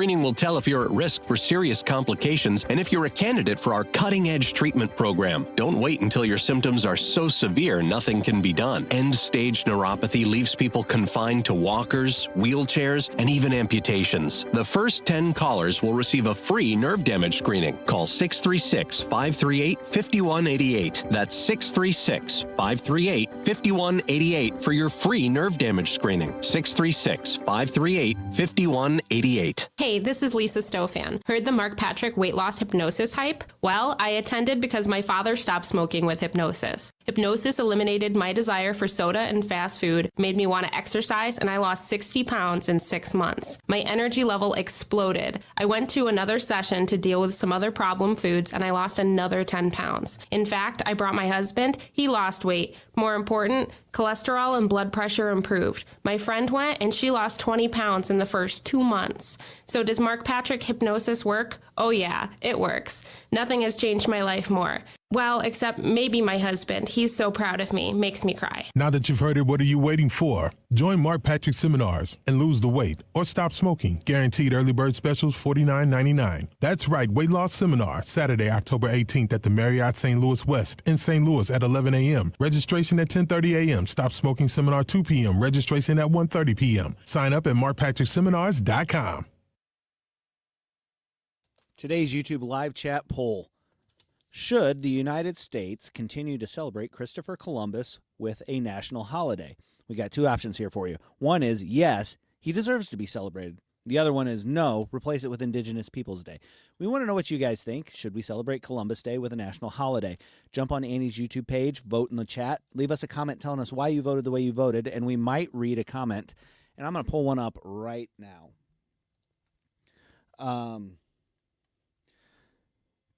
Joe says yes, but just to get an Italian food holiday. So that's how serious you can be, or you can be super real, for real serious. The time right now is 1:36. This time check is sponsored by Jerry Kelly Heating, Air Conditioning, Electrical, and Plumbing. It's time for a $98 furnace tune-up. JerryKelly.com.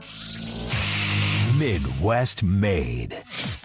97.1 FM Talk, St. Louis Conservative.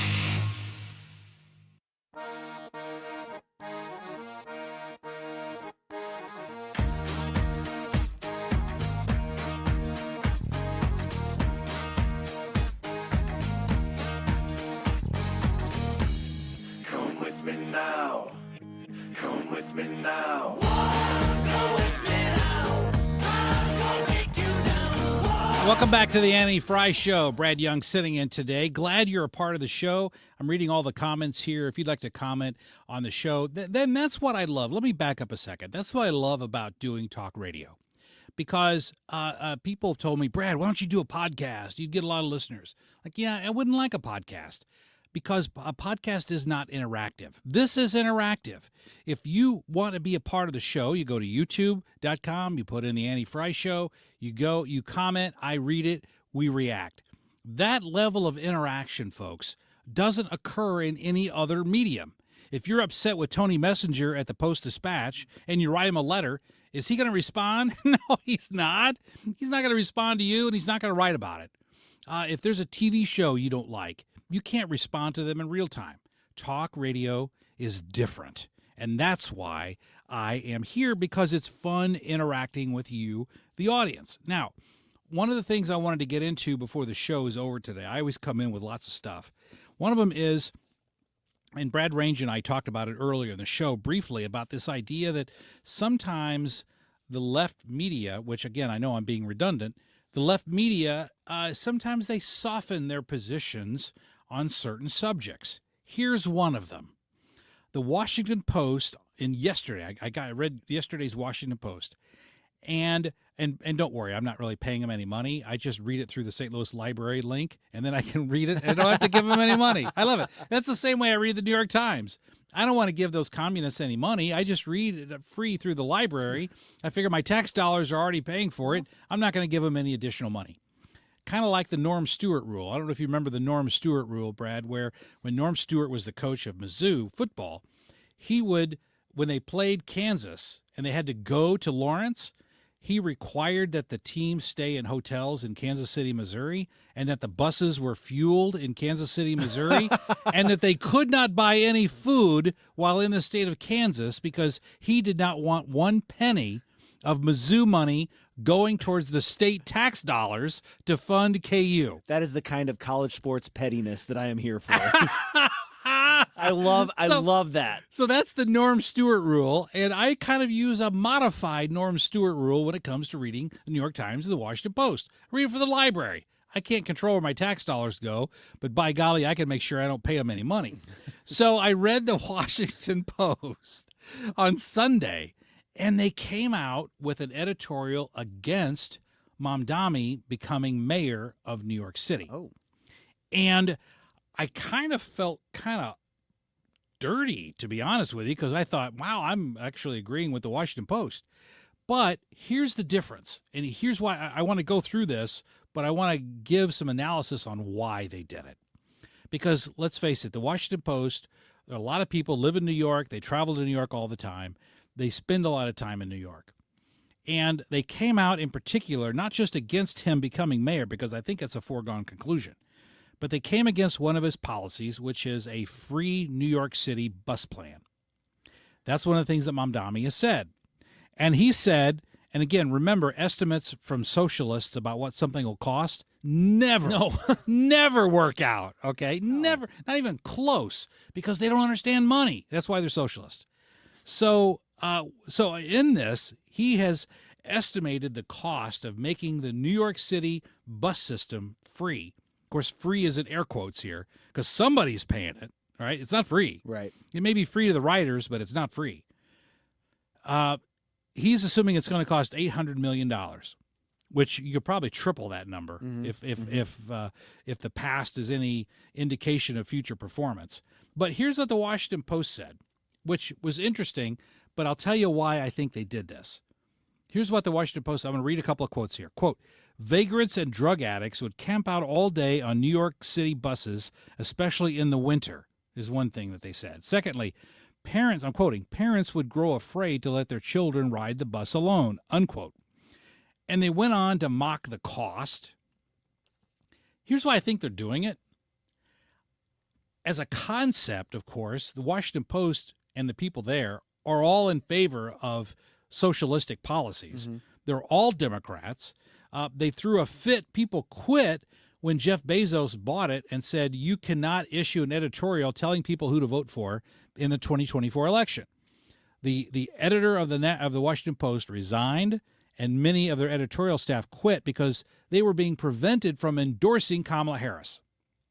Not that they had to endorse Trump, but he just said, I don't care who you vote for, but as a paper, I don't want it to take a position because we're immediately alienating, because Jeff Bezos runs a business. Yeah. You're immediately alienating 50% of the population. Why do we want to do that? Well, you also throw you cast doubt on your objectivity in Yes. any stories that you report on. Exactly, because now it looks like confirmation bias every time you write something. So the editorial department at the Washington Post isn't being conservative or altruistic. They're being selfish. Because when they ride the buses in New York City, they don't want to ride with the drug addicts and the homeless people, right? Right. They don't want to be inconvenienced. It gets back to that NIMBY thing where I don't care if other cities have free buses and they're populated by drug addicts and homeless people. I just don't want to ride in New York City and have to deal with it myself. Was it Ted Kennedy that killed a windmill project because he would see it off of one of his properties or something like that? Yes, it was, right. Yeah, So, it's NIMBY. the whole thing. It's Not a whole my thing. backyard. It's a whole thing is NIMBY. Now, here's what's interesting. I went and I did some research because I remember this happening a couple of years ago. I think it was in 2020. I could be off by a year, but I think it was 2020. That in Olympia, Washington. Now, in Olympia, Washington, there's only progressives and socialists are the only people that live there. There's not even any centrists there. Okay, Right. it's progressives and socialists. Those are the only folks in Olympia, Washington, and in Olympia, they raised local sales taxes because they wanted to do the same thing of, we want to give it free bus fare where you have to pay to ride. Nobody has to pay. You can ride for anybody can ride. All riders are riding free. Here's what happened. The quality plummeted on the buses. Yeah. Okay. The quality plummeted and the taxes skyrocketed. Okay. Costs went up, services went down. That's what happens in socialism every single time. When you have free housing that's offered by the government, we had Pruitt-Igoe here in St. Louis for decades. I'm thinking of a term here, the most descriptive term I can think of, but I don't think I can say that on the radio. But it was a hellish environment at Pruitt-Igoe, and the costs were astronomical. Why? Because people didn't have any skin in the game. That's why I love about not-for-profits that give houses away, but you have to work at building the house. You've got to finance a part of the house. You've got skin in the game, but yet you receive the benefit. God bless those people. But if you made buses free in New York City, the cost would skyrocket, the quality would plummet, and it would be populated by homeless people and drug addicts. That's what would happen. So I'm actually hoping that Mamdani wins the mayoral race because so many young people today don't understand the horrors of socialism, how it impacts things economically. They don't get it. And so until they have a living, breathing example of what happens when you elect a socialist to office, then they're only going to be intrigued by the ideas without understanding the utter failure of their practicality. Yeah. So if Mamdani gets elected mayor, they're going to see what happens when you have a socialist in charge of the capitalist center of the world, which you talk about irony. Yeah, it's kind of interesting to me, though, to think about that. It's like, will that even matter, or will it be next time it'll be different because we just had the wrong person? Right. Well, that's what they always say. We see that, yeah. Well, that wasn't real communism. That wasn't real socialism. That was corrupted by, I'm like, corrupted by always people is. because people are corrupt. People are corrupt. Thanks a lot, Adam and Eve. We are all sinful, right? So when you look at Cuba, does Cuba work? No. Does Venezuela work? No. The only way that China works is that they had to move towards a capitalistic society in order to make it work. And even then, they're like on the cusp of collapse. They are on the cusp of collapse. So for all of those reasons, I really do hope that Mamdani wins and that people see up close, not theoretical, but in the real life, what it's like to live under socialism. And then they'll never want, hopefully, the goal is they'll never want to see it again. Brad Young sitting in for Annie Fry today. We'll be back with more after this on St. Louis Conservative, 97.1 FM Talk.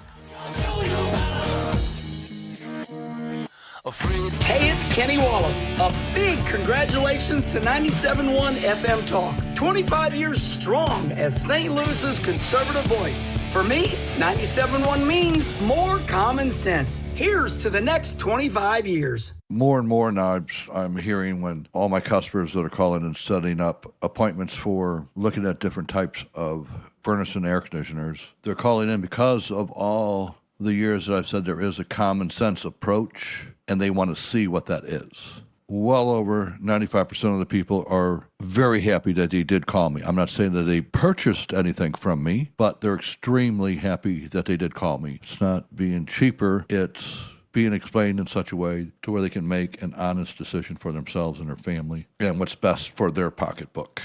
When you start getting prices for new furnace and air conditioners, call me. It's one easy number, Missouri and Illinois. Again, Missouri and Illinois, 314-293-2600. Again, that's 314-293-2600. Or on the internet, it is bartinman.com. That's Bart with a B, Inman with an I.com.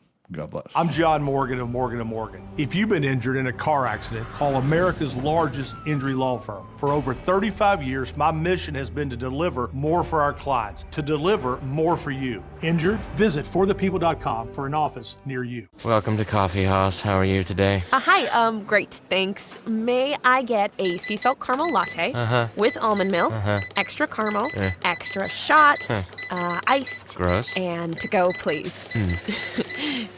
Did you get all that? No, I was just ringing you up for all the extras. Can you repeat your order, please? Oh, never mind. I'm just gonna go. Stop paying extra for extras. Get fancy coffee without the fancy coffee price at Quick Trip. Raise your coffee bar. You hear that? That's the sound of your business losing money. Legacy phone systems weren't built for today's teams. Quo, formerly OpenPhone, gives your business a smarter way to stay connected. Quo lets you manage calls, texts, voicemail, and contacts all in one place so that you can deliver a seamless customer experience from ring to... Need to take calls on the go? Quo automatically transcribes, summarizes, and highlights next steps from every call, so you never miss a detail. Need insight into what closes a sale? With Quo's AI call tags, you can instantly spot key topics like objections or pricing questions and use those insights to level up every customer interaction. And yes, you can bring your existing number with you for free. Keep your team in sync and your customers happy with Quo. Quo. No missed calls, no missed customers. Try Quo for free at quo.com/free and get 20% off your first 6 months. That's quo.com/free. QUO.com/free. Hey, it's Mark Reardon. If you're nearing retirement or already retired, call my friends Thomas Helbig and Bob Kershaw with the Retirement Advisory Group. They'll show you how linking to the market is much safer than owning the market for your retirement savings. They're the official financial advisors of my show. Go to retirementkey.com. Annie Fry, Ryan Wiggins, Brad Range. It's the Annie Fry Show.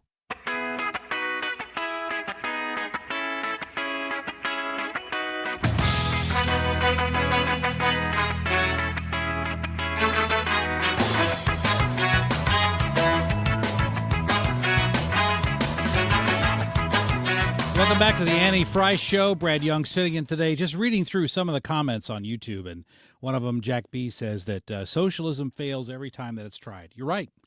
It does. And Jack, you also posted that that we may end up having to bail out New York City after the Mamdani administration. And, that may happen. That may happen. But it needs to happen. Not the bailout, but we need to see practically, economically, realistically, and move from what's called lecture to lab. You remember in college, you had the lectures where everyone talked, the professor talked, and they could throw out all these great ideas. But then lab was the point where you actually tried out those theories to see if they worked in reality, right? So socialism is great during lecture. Wouldn't it be great if we all could ride buses for free? Wouldn't it be great if all the grocery stores were available for free? Wouldn't it be great if housing were free to everyone? Yeah, it would be great. But the reality is that could never happen. That's where the lab comes in. And by electing Mamdani mayor of New York City, we're going to move from lecture to lab. Here's another moving from lecture to lab that I want to talk about here in the next 5 minutes. And I've had this debate over on the KMOX side, when I filled in a couple of times and brought this up, I've had a lot of people texting in disagreeing with me. And now we've got data to back me up. And that's this. You remember back in 2023, I believe it was, that California passed a law stating that fast food workers are entitled to a $20 minimum wage. Except for Panera. Except for Panera. What, they got an exception? Well, yeah. The owner of Panera was a big donor to Gavin That's Newsom. right. I do. I remember that now. You're exactly right. So if you donate to Gavin Newsom, you're exempted. That's How what happens nice. with socialism. How nice, isn't it? So, but other ones did not. So it goes up to $20 an hour. Economics of this calculation is extremely simple. Listen, I run a business. If all my employees came and said, Brad, I want a 50% raise in my salary, I'd say no. Because if we do, we're going to go out of business. Okay? They say, well, okay, I still want a 50% raise or we're not going to work. I'd say, okay, 2 of you, 10 employees, 2 of you can stay. I'll give you a pay raise. The rest of you are fired. That's the only way I'm going to make it work. It's not hard to figure that out. And that's what fast food companies were doing. So I'd said over on the KMOX side, I'd said multiple times that the result of this law is going to be unemployment. And some people texted in, said they disagree. I had some vigorous and healthy debates on text messaging with these folks. And over the weekend, yes, a study came out, finally, showing the results of this, because it takes time, showing the results of this law that went into effect in 2023. The result is that, I'm looking for the number here, I think it's 18,000 people. Here it is. 18,000 people were let go from the California fast food industry because of the raise in the minimum wage to $20. Now, let me walk through with you in the time that we have why that happened. And anyone could see this coming, okay? Very easy to see. But here's what happened. If people were making $15 an hour, they automatically got a pay raise to $20. Out of that extra $5 an hour, most of that went towards taxes. Yeah. That was paid to whom? The government, right? So the actual take-home pay of all of these fast food workers, when this law went into effect, how much extra money did they actually put in their pocket? It was pennies. Pennies. But to those 18,000 people who got laid off, their income went to zero. Right. Because of the layoff. And it's even worse than that. For those 18,000 people, what happened to them? They went on unemployment benefits, drew money from the state of California, and I don't know the stat on this, but I'm sure that many of them may have moved into a status of permanent total disability because they couldn't work, and then they're entitled to Social Security benefits.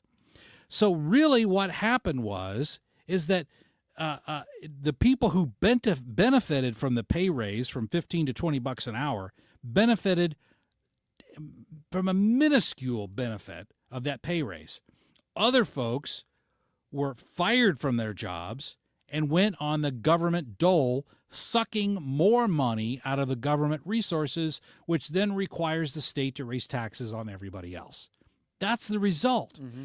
And talk about taking an action that's designed to improve your position.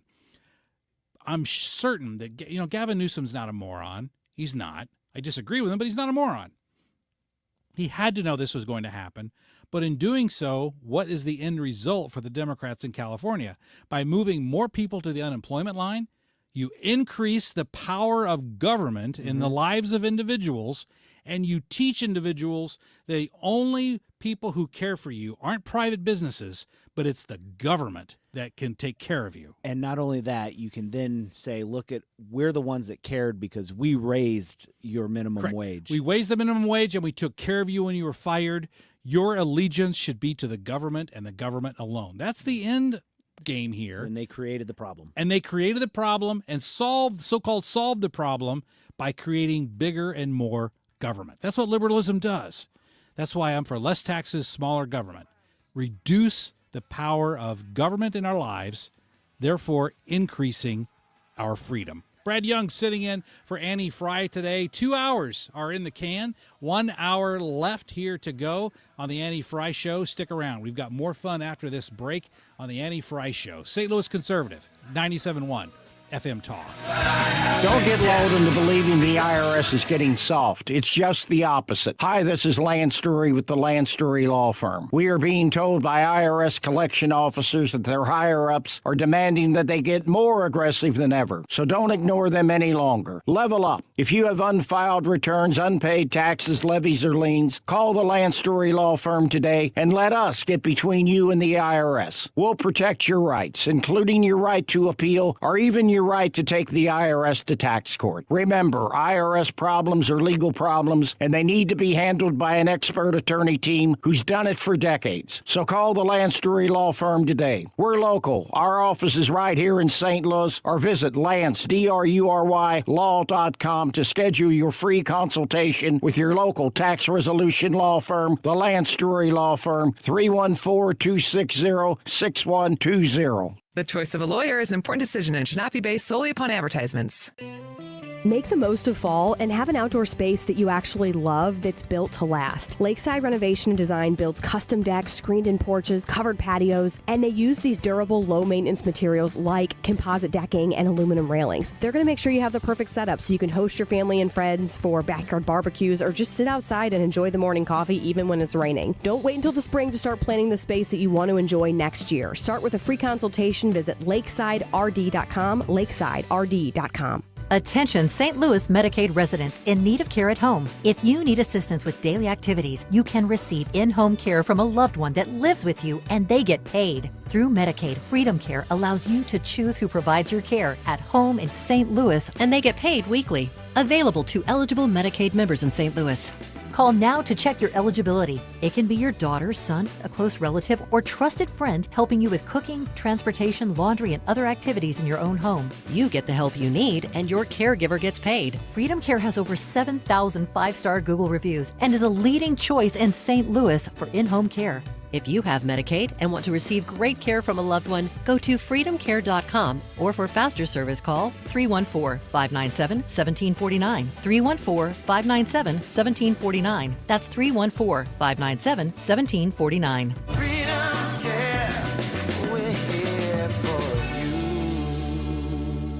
Men. Need a clinic that accepts all insurance, including Medicare? U.S. Men's Medical Center in St. Peters does. U.S. Men's helps men experiencing loss of energy, focus, concentration, and low libido. And they accept all insurance, even Medicare, for testosterone replacement therapy. Patients love the staff and the fact that, yes, I'm going to say it again, they accept all insurance, including Medicare. Feel better? Call U.S. Men's Medical Center at 636-244-5333. KFTK FM Florissant from the Kaufman Townsley St. Louis's Injury Lawyers Studio. Call 314-500-5000. That's 314-500-5000. All on the free Odyssey app. A turning point for the Middle East. I'm Lisa Brady, Fox News. That's the hope, at least. After years of suffering and bloodshed, the war in Gaza is over. President Trump at a global peace summit in Egypt following an earlier speech to Israel's parliament, just hours after Hamas released the remaining living hostages under phase 1 of a peace plan. Never forget and never again, said President Trump as he renewed America's bond with Israel in an address to the Knesset. It will be the golden age of Israel and the golden age of the Middle East. In a speech briefly interrupted by two left-wing Knesset members, the president looked to the future, declaring the forces of terror weakened, isolated, and totally defeated. He also told Israeli Prime Minister Benjamin Netanyahu, "You're not at war anymore," telling Israel they've won all they can win by armed force alone. Fox's Jonathan Savage. Israel freeing hundreds of Palestinian prisoners as part of the peace plan, and in Gaza, efforts continue to recover the remains of 28 dead hostages. The Israeli military escorting some back to Israel a short time ago.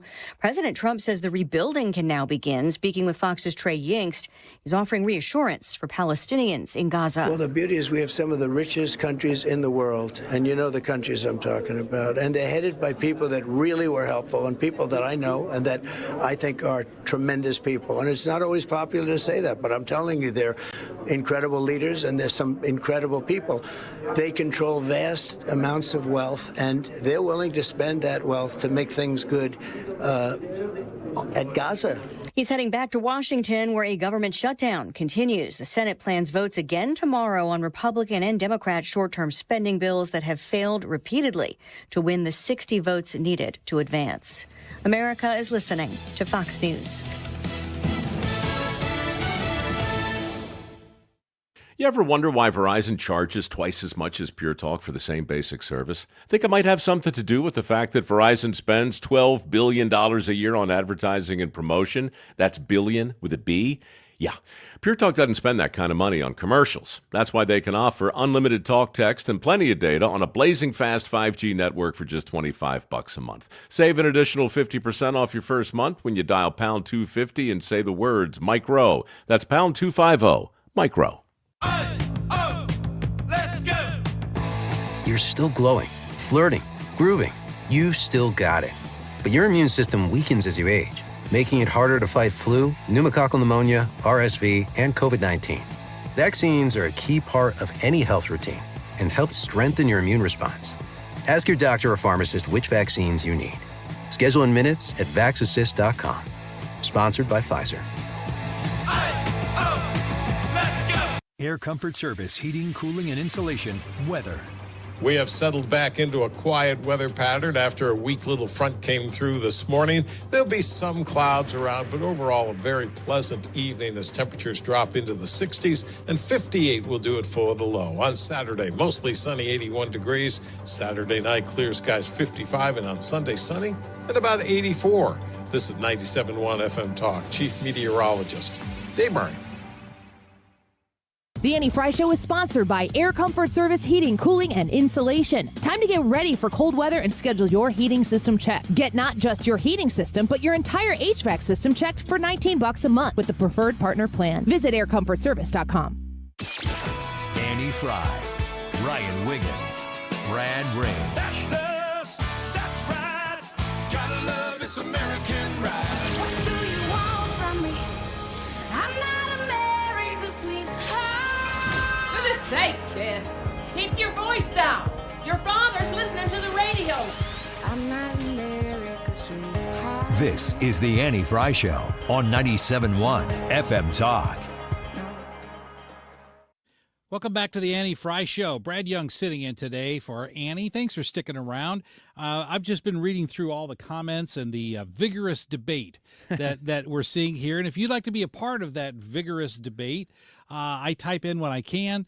But if you'd like to be a part of it, head over to YouTube, type in Annie Fry Show, and you can join the fun and the fracas that's get going involved. on there. It's a lively debate almost every day. So, jump in there. Make your thoughts known. And while you're there, you can also take part in the poll, which is, Brad Range, tell us about the poll. Yeah, we want to know, should the United States continue to celebrate Christopher Columbus with a national holiday? And so I've got two options here. One is yes, he deserves to be celebrated, or the other one is no, let's replace it with Indigenous Peoples Day.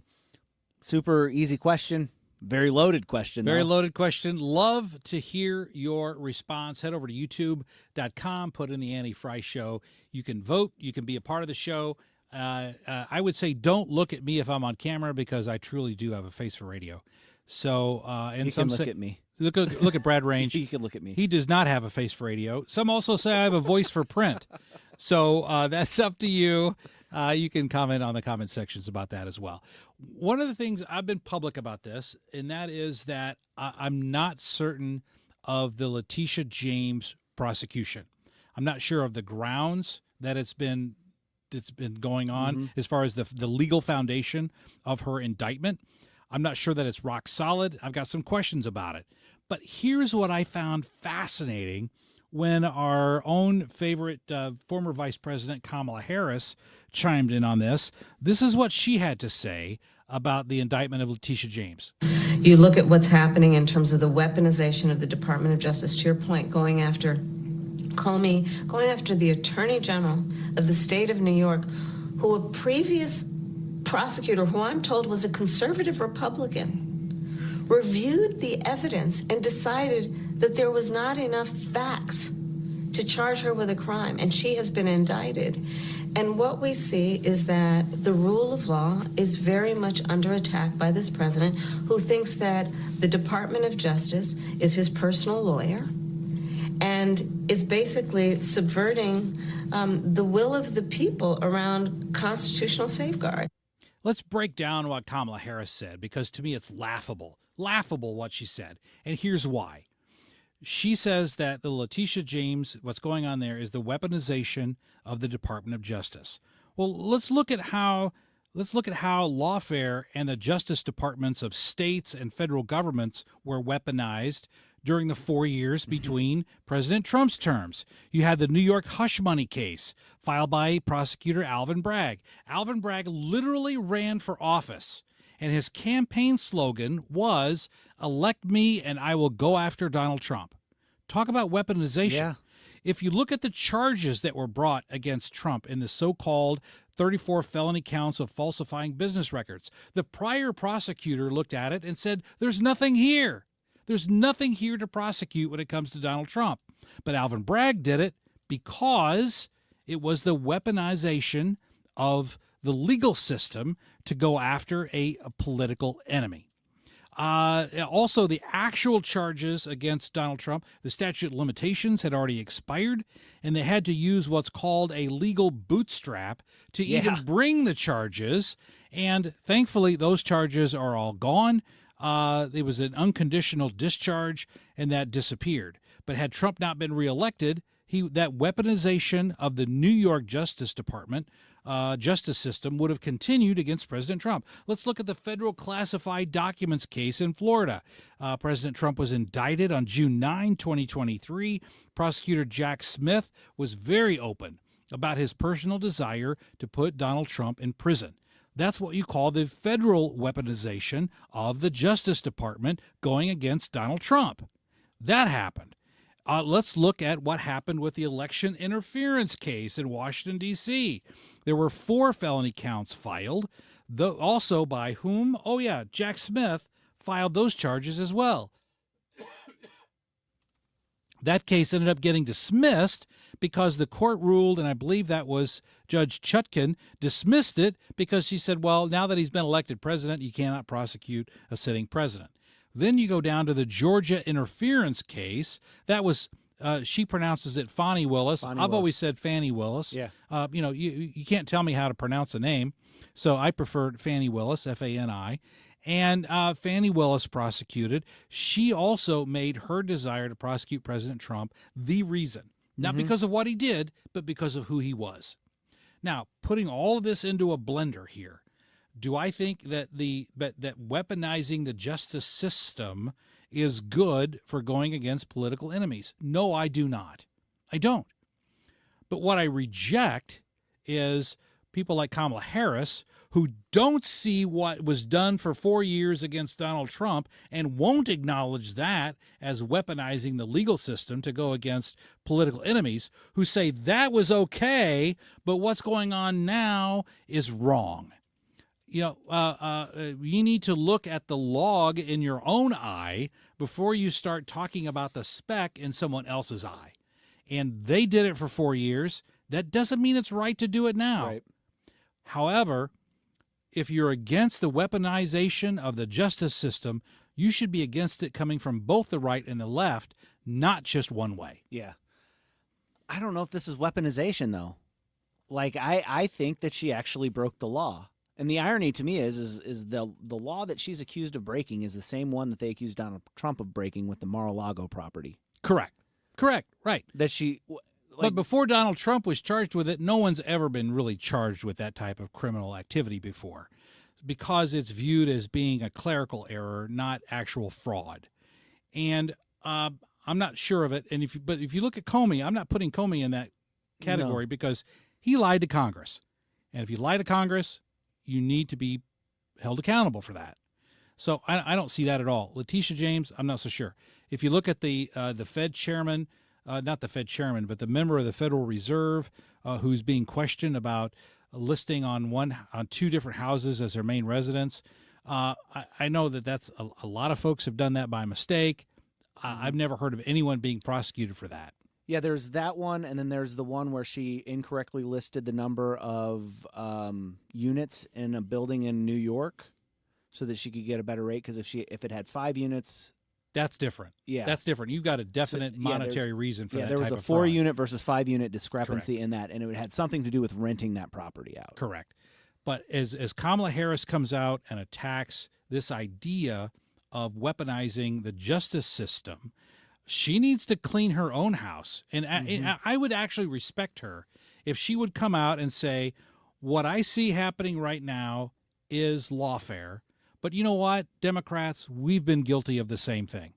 And if we want to get rid of lawfare, we need to clean house and make sure that it doesn't happen. But that's not what she's done. Right. That's not at all what she's done. And even if you think this is lawfare, this is exactly what we said was going to happen if you prosecuted Donald Trump. If you ran on, I'm going to get Trump, and then you prosecute Trump, then whenever the shoe's on the other foot, whenever the other party has the levers of power, they're not going to offer the same deference that you had the opportunity to offer. They're going to go after your people as well. Exactly. The only way to stop it is for both sides to lay down their arms, because one side can't lay down their arms and the other side continue to do it. Exactly. And I don't see that the left is ever going to adopt that position. I certainly wish they would, but I certainly don't see that happening. Hey, we're going to take a break here a minute or two ahead of schedule, because I want to leave time in the next segment, because coming up at the next break, after the next break, we've got Ethan's Sports and Local, right? Yeah. So Ethan's going to come in and share some stories we might have missed. Fantastic. So stick around for that. Coming up next here on the Annie Fry Show, Brad Young sitting in today on St. Louis Conservative, 97.1 FM Talk. Lend me your eyes, I can change what you see. But your soul you must keep totally free.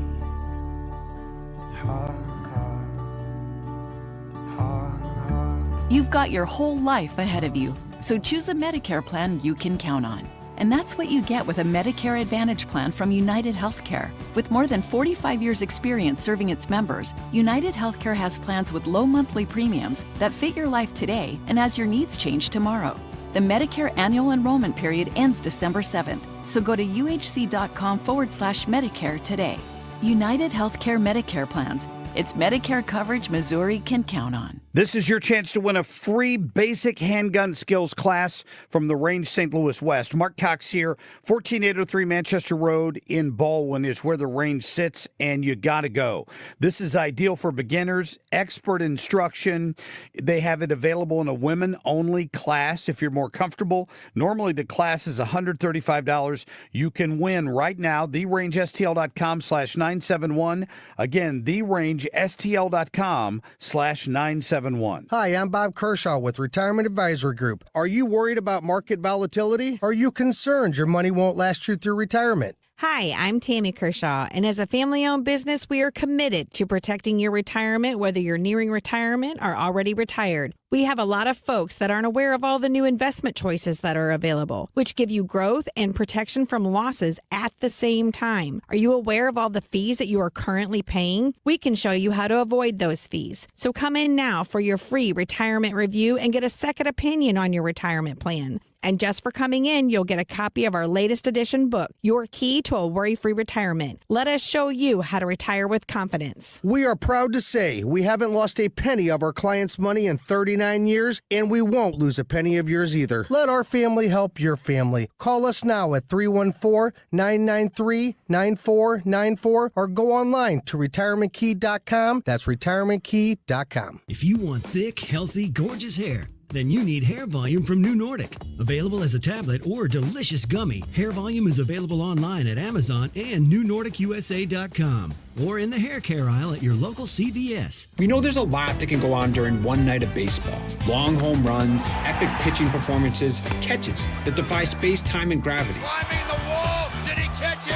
He did! But what if you could get all of that summarized in a quick, concise, and at least we think, funny podcast that's under 10 minutes? Check out MLB.com's morning lineup. It runs Monday through Friday mornings on Spotify, Apple, or wherever you love listening most. You're listening to The Annie Fry Show on 97.1 FM Talk, St. Louis Conservative. Hold up. Check it out. Sports and local. Handsome Hannaford with the news.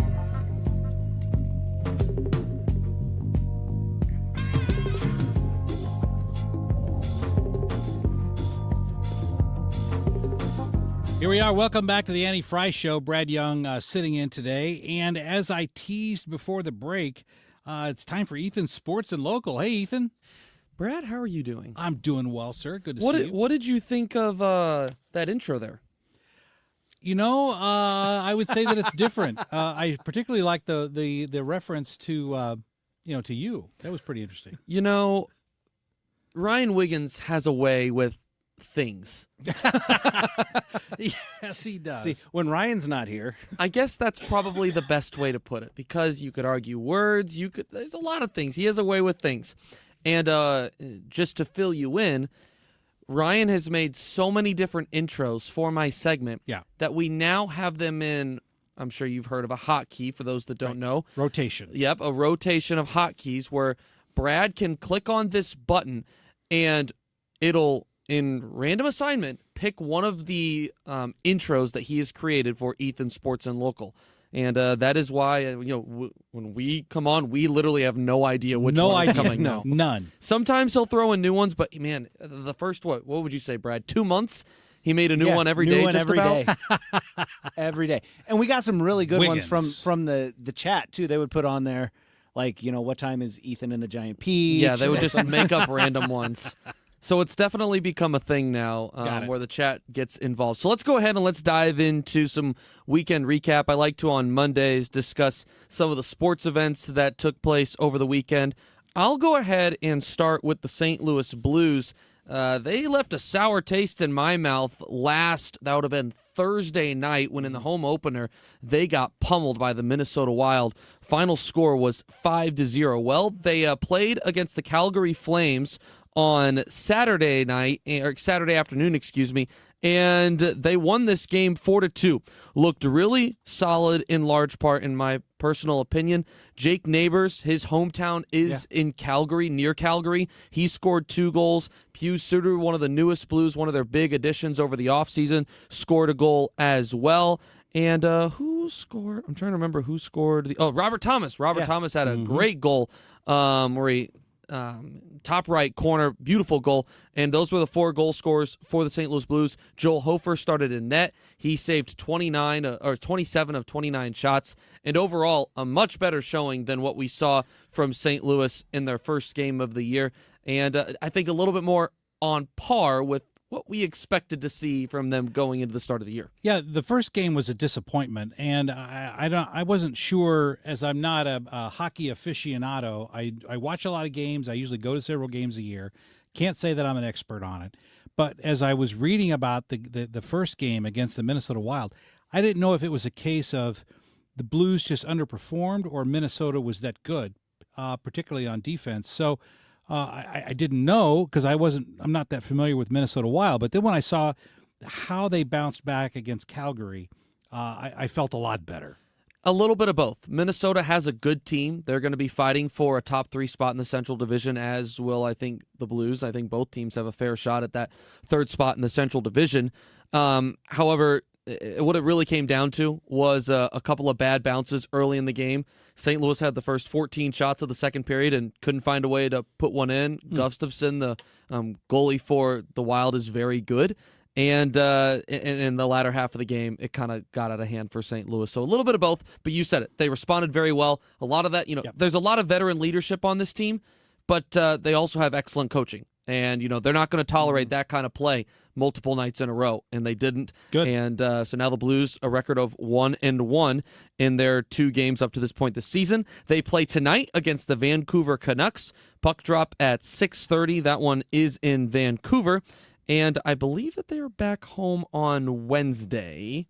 Yes, Wednesday against the Chicago Blackhawks. Late start on that one, 8:30 puck drop. That one is on TNT. Let's go ahead and continue on with our weekend recap of sports and local. Boy, was it a big weekend in college football, my guys. big weekend. I'll go ahead and start with the Illinois Fighting Illini, who hosted the number 1 team in the land, the Ohio State Buckeyes, for an 11 o'clock kickoff in Champaign. And, man, how do I put this politely? Didn't go well. It didn't go well. Shellacking. It did not go well. The final score was even more respectable than the game really was throughout, it felt like, and they still lost by 18. The final score was 34-16. Ohio State took an early lead in this one. They scored on the first drive, and Illinois just could not get the ball moving whatsoever against that very good Ohio State defense. Illinois has a very experienced offense, but they were dealing with some injuries, and they just couldn't get anything going. At the start of the second half, they got it back to a 10-point game, but even then, it felt like it was never really within reach. And as a result, Illinois drops out of the top 25, which I think is a little bit silly considering both of their losses are against the number 1 and number 3 teams in the country. Good point. But you know what? It wouldn't be the first time that I've criticized the AP poll for being extremely terrible as far as accurately ranking the college football top 25. The other big matchup in the greater St. Louis region, much greater St. Louis region, was the Alabama Crimson Tide facing off against the Missouri Tigers. This one was a gem of a ball game. It didn't go the way that Missouri Tigers fans were hoping that it would, but it was a very exciting, hard-fought dogfight of a football game. It was. And there's several. The final score 27-24. Alabama defeats Mizzou in Columbia. It was at one point a 17-17 game early in the second half. Alabama had opportunities early to pull away. The Tigers found a way to stay in it, forced a big turnover to start off the second half. But at the end of the day, their quarterback, Bo Pribula, really disappointed in this game. By far the best part of Missouri's offense is their rushing game, and they did not go to it nearly enough in the fourth quarter. Yes. Didn't rely on their strength. That's what I didn't understand, Ethan, because Ahmad Hardy is the number 1 rusher in all of college football right now. He's number 1. He's being talked about as a potential Heisman Trophy winner, at least a potential Heisman Trophy candidate.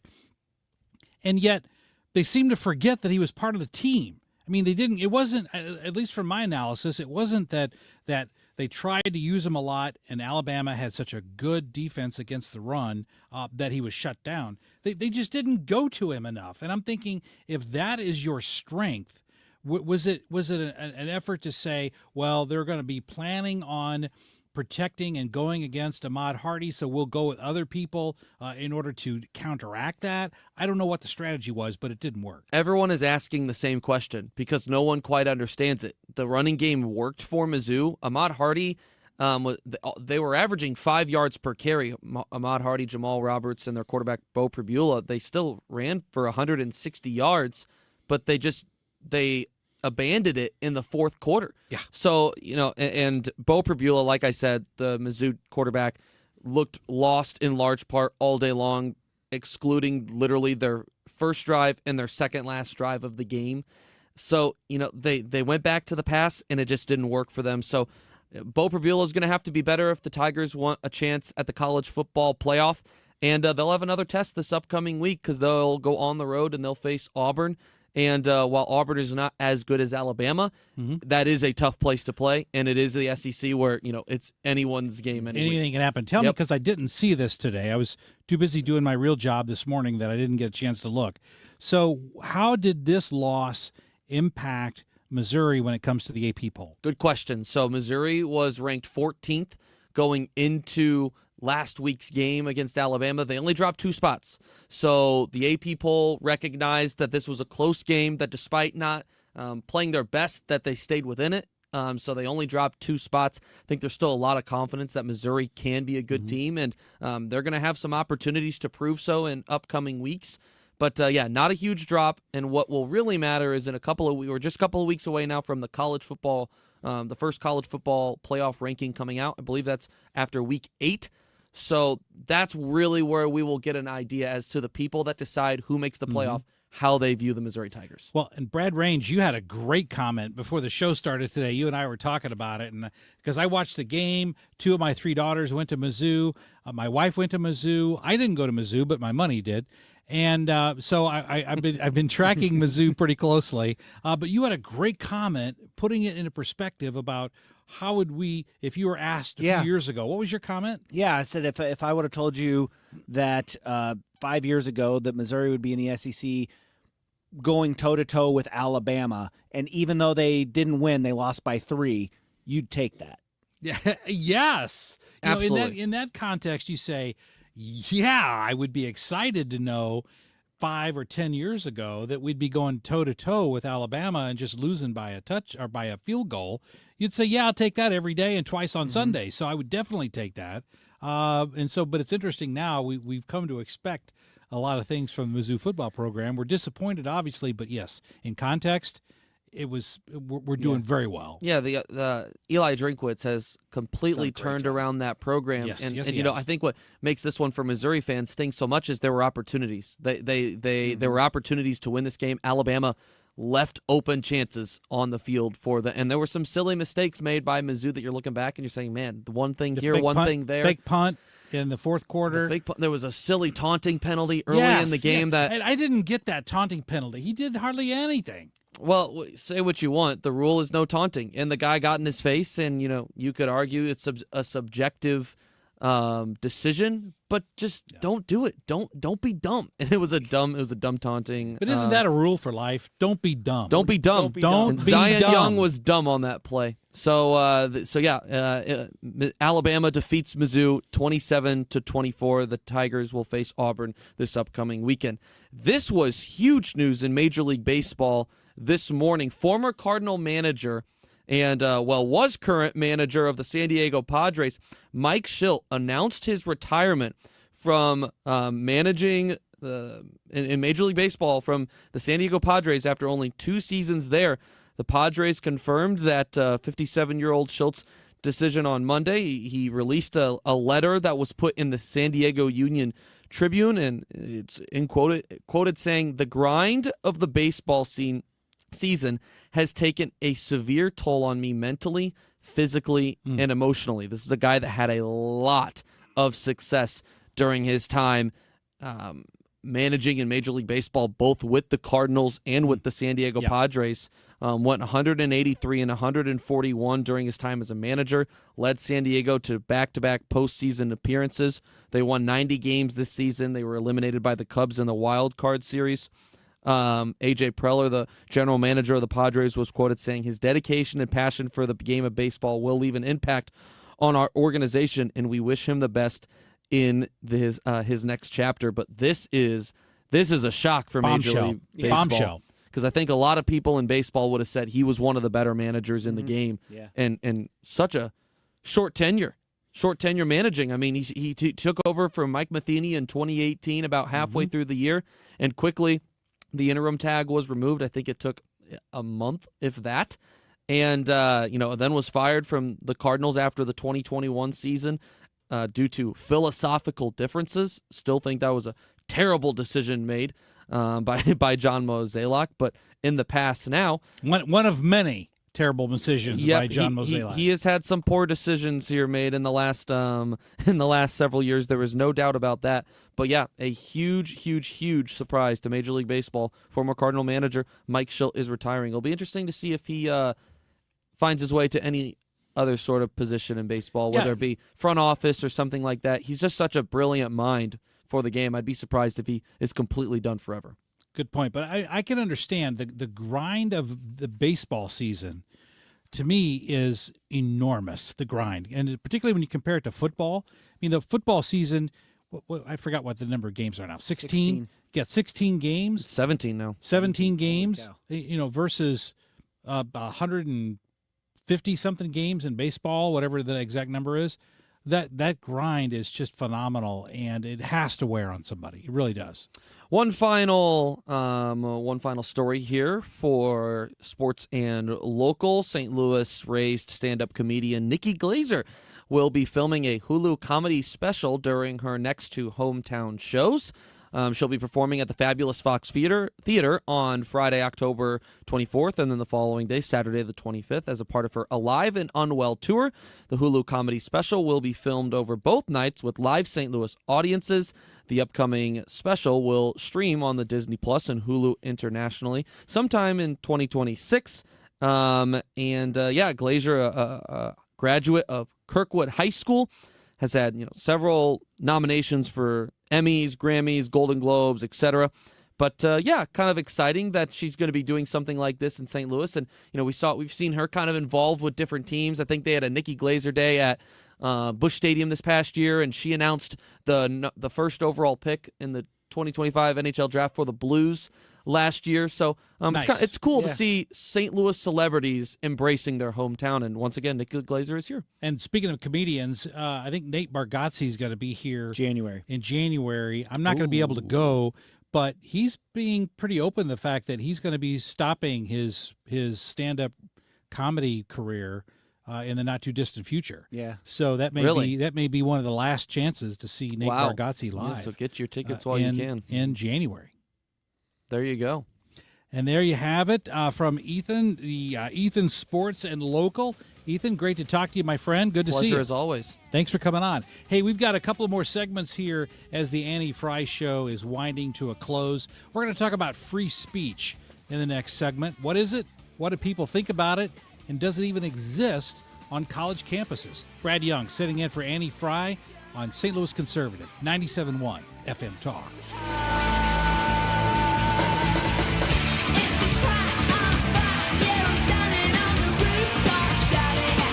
When it comes to roofing, you can't go wrong with Corel Roofing. Mark Cox here. My friend Curtis Corel came out, looked at my roof, worked with my insurance adjuster. I got a new roof, new gutters, and even new screens on some of my windows. Curtis specializes in working with insurance companies. Even if you've been denied, he's often able to work with these insurance adjusters to find a way to get it covered. Here's something else Curtis tells me. With cooler weather coming, you need to be aware of something. Roofs cannot be installed if the temperature dips below 45 degrees. Some companies go ahead and do this anyway, but you're going to have problems down the road. So if you're concerned that your roof won't make it through the winter, call Curtis Corel today. Corel Roofing has crews with over 20 years of experience. They pay attention to detail, and they can work with all the luxury line roofing as well. Call Curtis at 314-222-9529. That's 222-9529. Or on Facebook at Corel Roofing Co. To have a roof over your head, a nice roof over your head, is very important. That's Rick talking about his experience with Rhino Shield ceramic coating. We got Rhino Shield 18 years ago, and they were very cooperative on getting us the right paint. They were in and out and done in no time. Once it was finished, looked great. We were very happy with it. The main reason Rick called Rhino Shield is because it's backed by a 25-year transferable warranty. We've watched a lot of people get their house painted 3 or 4 times, and we haven't had to do any of it. I don't know about you guys, but I don't want to have to paint it every 5-7 years. Take a tip from Rick and put down the paintbrush and call Rhino Shield for your free evaluation. 877-25-RHINO. 877-25-RHINO. Or visit 877-25rhino.com. We got Rhino Shield 18 years ago. Financially makes sense, especially if it's going to last like this did. Still looks great. Call now. 877-25-RHINO or 877-25rhino.com. No pain, don't Rhino, go Rhino Shield. Never paint your house again. Rhino Shield. Why do the national tax resolution firms need the tiny fine print at the bottom of all their TV ads? Hi, this is Lance Story with the Lance Story Law Firm. You don't hear fast-talking disclaimers in our ads because the claims we make are 100% transparent. The Lance Story Law Firm primarily focuses on one thing, IRS problems, and we're regulated by the Bar Association, and we have a AAA rating with the Better Business Bureau. IRS issues are serious legal issues. The Lance Story Law Firm has helped thousands of clients navigate the best resolution plans, and we tell you up front exactly how much it'll cost. Tax resolution law is all we do. So before you send money to some out-of-town, high-pressure salesperson, give us a call at the Lance Story Law Firm, located right here in St. Louis. Call today to schedule your free consultation with me, 314-260-6120, or visit LanceDruryLaw.com. The choice of a lawyer is an important decision and should not be based solely upon advertisements. Today's YouTube live chat poll. Should the United States continue to celebrate Christopher Columbus with a national holiday. Yes, he deserves to be celebrated, or no, replace it with Indigenous Peoples Day. We want to know what you think about Christopher Columbus, so jump on Annie's YouTube page and leave us a comment telling us why you think he should or shouldn't be celebrated, and vote in the poll, and we might read your comment on air if you leave a good one. So right now, the time is 2:36, and this time check is brought to you by Jerry Kelly Heating, Air Conditioning, Electrical, and Plumbing. It's time for a $98 furnace tune-up. JerryKelly.com.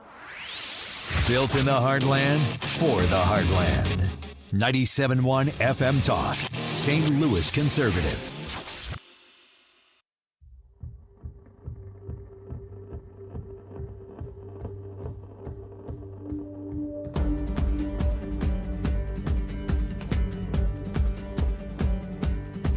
Can you feel it? Now it's coming back. We can steal it. Welcome back to the Annie Fry Show. Brad Young in this afternoon. Glad you're hanging around with us. I've been reading through the messages and the on the YouTube just chat board going on there. So keep it up. I read all of those and will respond when I can. But I wanted to talk about this because polling data a lot of times can be used to advance a certain position one way or the other. But to me, I like it that it gives a snapshot of what people are thinking at that very moment. And listen, I've got my youngest kid still in college, so I know somewhat about what goes on college campuses. Not much of it's good these days. But what's interesting is this poll, 2 different polls, pretty much came to the same conclusion. I want to talk about that and why that is dangerous. Because in one poll, nearly 3/4 of students surveyed across college campuses in America, 3/4 of students reported to one question that they believe free speech matters and it's important. But yet in that same poll, 71% of respondents said they would report a professor for saying something offensive that they didn't like. They'd report it. And 57% would report a fellow student for the same reason. Now, don't you find those, Brad Range, don't you find those two positions to be literally counteracting each other, to say free speech, I believe in it, but if you say something I don't like, I'm going to report you? I do, but I also don't believe that free speech is not hate speech. You know what I'm saying? Hate speech isn't free speech or whatever it is they say. I think that you have the right to say things, and the things that you need to protect the most are the stuff that will offend people. Correct. And the Supreme Court has backed this up over and over and over again, that even hate speech is protected speech. Especially because, and if you think about it, it makes sense, because if you say something that everyone agrees with, for example, if I go out today, say right now, I say it on the air, today is Monday. Who's going to disagree with that? And yet, so that speech doesn't need to be protected. Right. But speech that is deemed offensive, that is the speech that requires protection if you really believe in the First Amendment. And yet these college students give lip service to saying, I agree with the idea of free speech, but by golly, if my professor or a friend of mine says something that I find to be just offensive, I'm going to report them so they can be punished for saying something offensive. That's not free speech. You cannot believe the one and the other. Those things are what we call mutually exclusive. Right. If you think that if 71% of students think they can report their professor or friends, report them to the university to be punished for saying something, then you cannot believe in free speech. Those things are, in fact, mutually exclusive. One will disqualify the other. Yes, that's true. And this is not a small poll. This was a poll of more than 2,000 students from 472 college and universities nationwide. It was released at the end of September, and it really dovetailed with this other large-scale survey of college students that said 1 in 3 students, get this, 1 in 3, 33% of students, believe that violence is acceptable to stop campus speech that's offensive.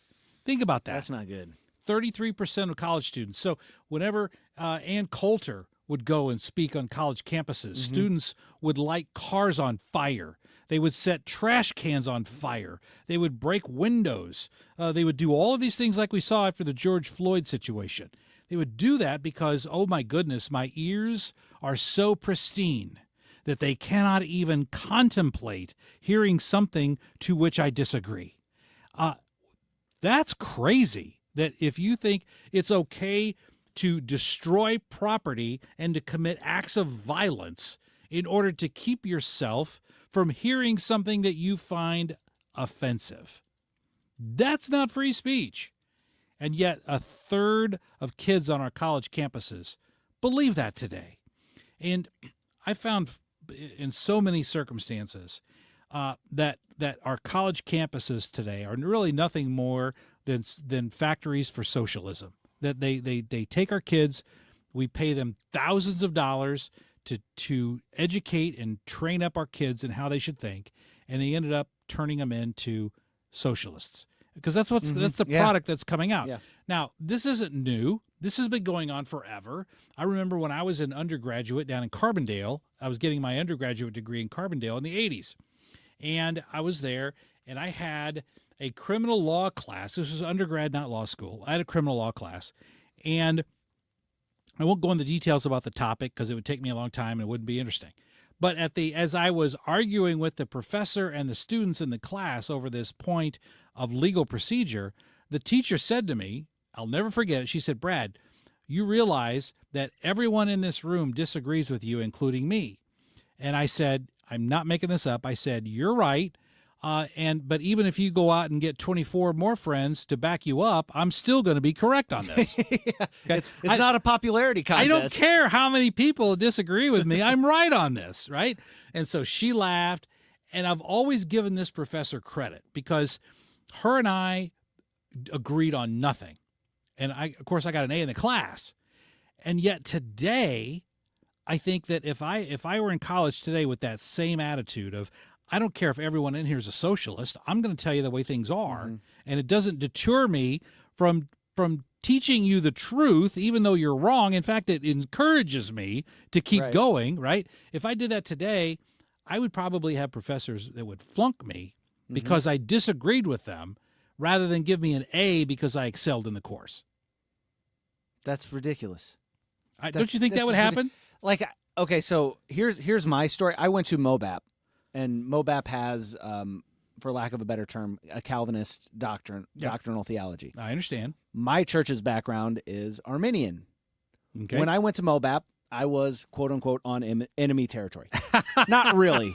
All right, I'm just using it like this. Yeah. But whenever I would argue and debate my position, sure, my professors who had the opposite position appreciated the fact that my position was well thought out and scripturally supported, and they were welcoming that debate between the two because they saw it as a value to the rest of the class to see where everybody else was. Yes, exactly. But they don't see that anymore, or they don't want that anymore. It's less about education, more about indoctrination. Correct. Yeah.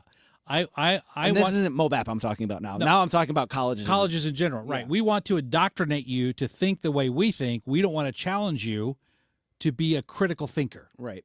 Because, that's what, people think, oh, you go out of law school and you know the stuff. Law school doesn't teach you law at all. Law school teaches you how to analyze law and how to think about law. Right. They don't teach you law because that's what you're going to research that the rest of your life. But law school trains you how to think like a lawyer. And yet I wish that our universities trained our students how to think on their own instead of being indoctrinated by the socialists who are teaching at the schools. That's what I wish would change. Also, somebody posted on the YouTube channel that I should have my own weekend show, but I got too much to do now. So don't you already have a weekend show? No, I used to have a Wednesday night show over on Camel X, but that got cut with budget cuts. Oh, because I charge them a lot of money for that. So they couldn't afford to keep you on retainer. They couldn't afford it. So yeah, I got cut with the budget cuts by Odyssey. But I am here today, sitting in for Annie, and there'll be more right after this on St. Louis Conservative 97.1 FM Talk. But I tossed it, didn't understand you were waiting as I dove into the waterfall.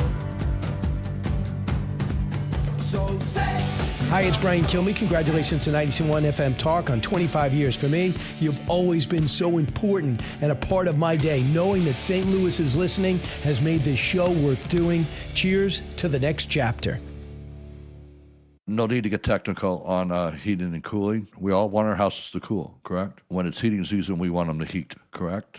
There's not much more to it than that, but I can give you some pointers and tips on the efficiencies, meaning the efficiencies of your house. What you can do to make your house more efficient, and then deciding on what system to purchase, therefore maximizing every single dollar you spent for a furnace and air conditioner. Not spending maximum dollars on a furnace and air conditioner because you're told of an efficiency rating, and that's it. So again, a common sense approach. When you start getting prices for new furnace and air conditioners, call me. It's one easy number, Missouri and Illinois. Again, Missouri and Illinois, the only number, 314-293-2600. Again, that's 314-293-2600, or on the internet, it is bartinman.com. That's Bart with a B, Inman with an I.com. God bless. You hear that? That's the sound of your business losing money. Legacy phone systems weren't built for today's teams. Quo, formerly OpenPhone, gives your business a smarter way to stay connected. Quo lets you manage calls, texts, voicemail, and contacts all in one place so that you can deliver a seamless customer experience from ring to... Need to take calls on the go? Quo automatically transcribes, summarizes, and highlights next steps from every call, so you never miss a detail. Need insight into what closes a sale? With Quo's AI call tags, you can instantly spot key topics like objections or pricing questions and use those insights to level up every customer interaction. And yes, you can bring your existing number with you for free. Keep your team in sync and your customers happy with Quo. Quo. No missed calls, no missed customers. Try Quo for free at quo.com/free and get 20% off your first 6 months. That's quo.com/free. QUO.com/free. License number E2014A. Hey, it's good to see you. Lights flickering? Grasser can fix it. Breaker keeps tripping? That's a Grasser job. Outlet not working? Grasser makes it right. Old wiring need a rewire? Grasser rewires with care. From little fixes to major fixes. Even the tricky ones. We treat your home like our own. Treat? Did you say treat? Green is always Grasser at GrasserHomeservices.com. Setting goals for your retirement is one thing, but knowing how to achieve those goals is another. What are your wishes, hopes, and dreams? What's retirement look like for you? Because everybody, that picture is different. For tips on building a better nest egg, listen to the All Financial Hour with Steve All, Saturday mornings at 6, here on 97.1 FM Talk. You can also visit yourmoneymattersstl.com for more details. With conviction and clarity, The Annie Fry Show on 97.1 FM Talk, St. Louis Conservative.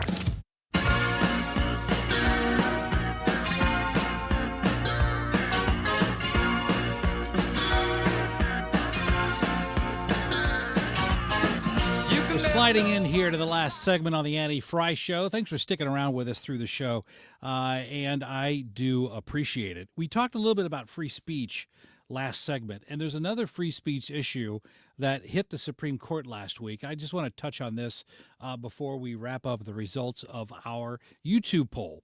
But before we get to that, the Supreme Court last week, they heard a case involving what's called Colorado conversion therapy. And that is a case where a Christian counselor was being threatened with prosecution because the counselor was primarily engaged with talking to youths who had gender dysphoria, were confused about their gender, and trying to get them to realign their gender identification with their biological gender. So Colorado passed a law in 2019 preventing that. Okay. Stating that counselors, psychologists, psychiatrists, it is against the law for you to talk to your patients about aligning your gender ID with your birth gender. That is against the law. Now, what I find ironic about that, well, it's atrocious on multiple levels. It's atrocious on a freedom of religion perspective, because you're basically telling someone, if they're a Christian, you can't practice your Christianity in terms of talking to people about aligning or gender dysphoria, which is a recognized medical condition. Secondly, it's a freedom of speech issue. You're literally controlling someone based on the content of their speech. And the Supreme Court did not react well to this. Not just the 6 so-called conservatives. I say so-called because some of them are, it depends on the day, right? Justice Roberts, Amy Coney Barrett, depends on the day. But even some of the so-called liberal justices also had a problem with this idea, because it's squarely a content-based idea. Let's flip the script. What would happen on the left if you said, we're going to prosecute counselors and psychiatrists for helping people transition to a new gender? If you're born a male and you want to become a female, we're going to make it illegal for you to counsel young men on how to become women. We're going to make that illegal. The left would erupt, right? Yeah. They would go berserk. There would be volcanic eruptions coming out of all of the blue cities in this country. So then why is the opposite against the law in Colorado? It's the same idea. Yeah. It's the exact same idea. You're just changing which direction you're going.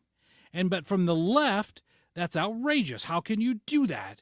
But if you went the other way, it'd be they would be fine with it. I mean, it's all where they start out mentally. Correct. You know, our side is right, and what you're trying to tell us to do is we can't go against what is right.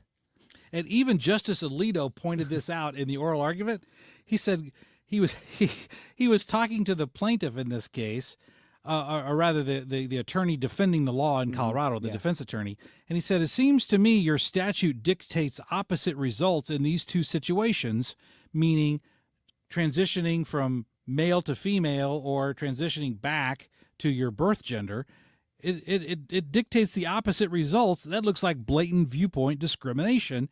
And the attorney for the state of Colorado had no answer for that. Yeah. But it's amazing, though, how the state wants to control speech. And by the way, as a side note, what the heck is going on in Colorado?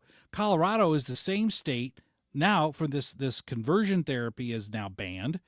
They're also the state that prosecuted the cake baker twice. Yeah. Twice. It went up to the Supreme Court on 2 different occasions because he refused to write stuff on cakes for homosexual weddings because he said it violated his religion, and it was violation of the First Amendment because the state was telling him what to say. They did it twice. Colorado also had the software case where the lady was a web designer. She was a Christian. Homosexuals intentionally went to her and said, "We want you to design a website for our marriage." She refused. That went to the Supreme Court. I don't know what's going on in Colorado, but they need to stop it. And speaking of stopping it, stopping the elimination of Columbus Day, what were the results of our poll today? So with, it looks like 177 votes in now, with 91% of the votes, the question is, should the United States continue to celebrate Christopher Columbus with a national holiday? 91% of you said yes, he deserves to be celebrated, and 9% of you said no, we should celebrate Indigenous Peoples Day. So it sounds like Columbus Day, at least with our audience, is back. Yes, and as it should be. And again, I want to reiterate this. It's not that I'm against Indigenous people. If we want to have an Indigenous People Day, let's have a vigorous debate about it. Let's pass a law maybe about it. Those are things we can discuss and possibly do. There's no reason why we can't have both. There's no reason why we can't have both. And the only reason that the left wants to eliminate Columbus Day and replace it with Indigenous People Day is this idea that everything about male European Christians, everything about male European-based Christians is evil, it's vile, it's reprehensible, and it again gets back to that idea of critical race theory that says because you are white, you are an oppressor. I've never owned slaves, Brad Range. I don't think you have either, right? Nope. But critical race theory says you're an oppressor because your relatives 300 years ago may have owned slaves. Yeah, I don't even know that I can confirm that. Yeah, I I've looked into my genealogy. I don't see that ever happening in my background, and yet I'm still representative of that, so I must be an oppressor. And that is the problem. That viewpoint is the problem. If we want to have an Indigenous People Day, let's have it. Let's talk about it. Let's get it passed. But we don't replace honoring Christopher Columbus because of the views, the warped views of history by a few people in this country who want to marginalize and separate us all into oppressed and oppressors. We don't need to do that. Brad Young sitting in for Annie Fry today. Hey, I had a great time. Mr. Range, thanks for letting me hang out with the cool kids today. Thanks for coming and filling in. We appreciate it. It's a lot of fun. I'm going to take the rest of my topics and go home. We'll see you next time here on St. Louis Conservative 97.1 FM Talk. I'm gonna lose control tonight. What do you want from me? I'm not America's sweet. You've got basement problems and you've known for a while that it's going to need to get fixed, but it's always in the back of your mind because if you don't fix it now, what it's going to be like in 5 years could be a lot more consequential, read a lot more expensive. Call Matt Hayes at Home Shield Foundation Repair. You can look him up online at homeshieldfoundationrepairs.com and have Matt come out and his team come out and give you a personal look over of your basement so they can assess exactly the solution that is necessary for your basement concerns. When Matt Hayes comes out, he's going to go into your basement. He's going to indicate all of the different areas where you might need to do something. Maybe there's something that is structurally fine and he thought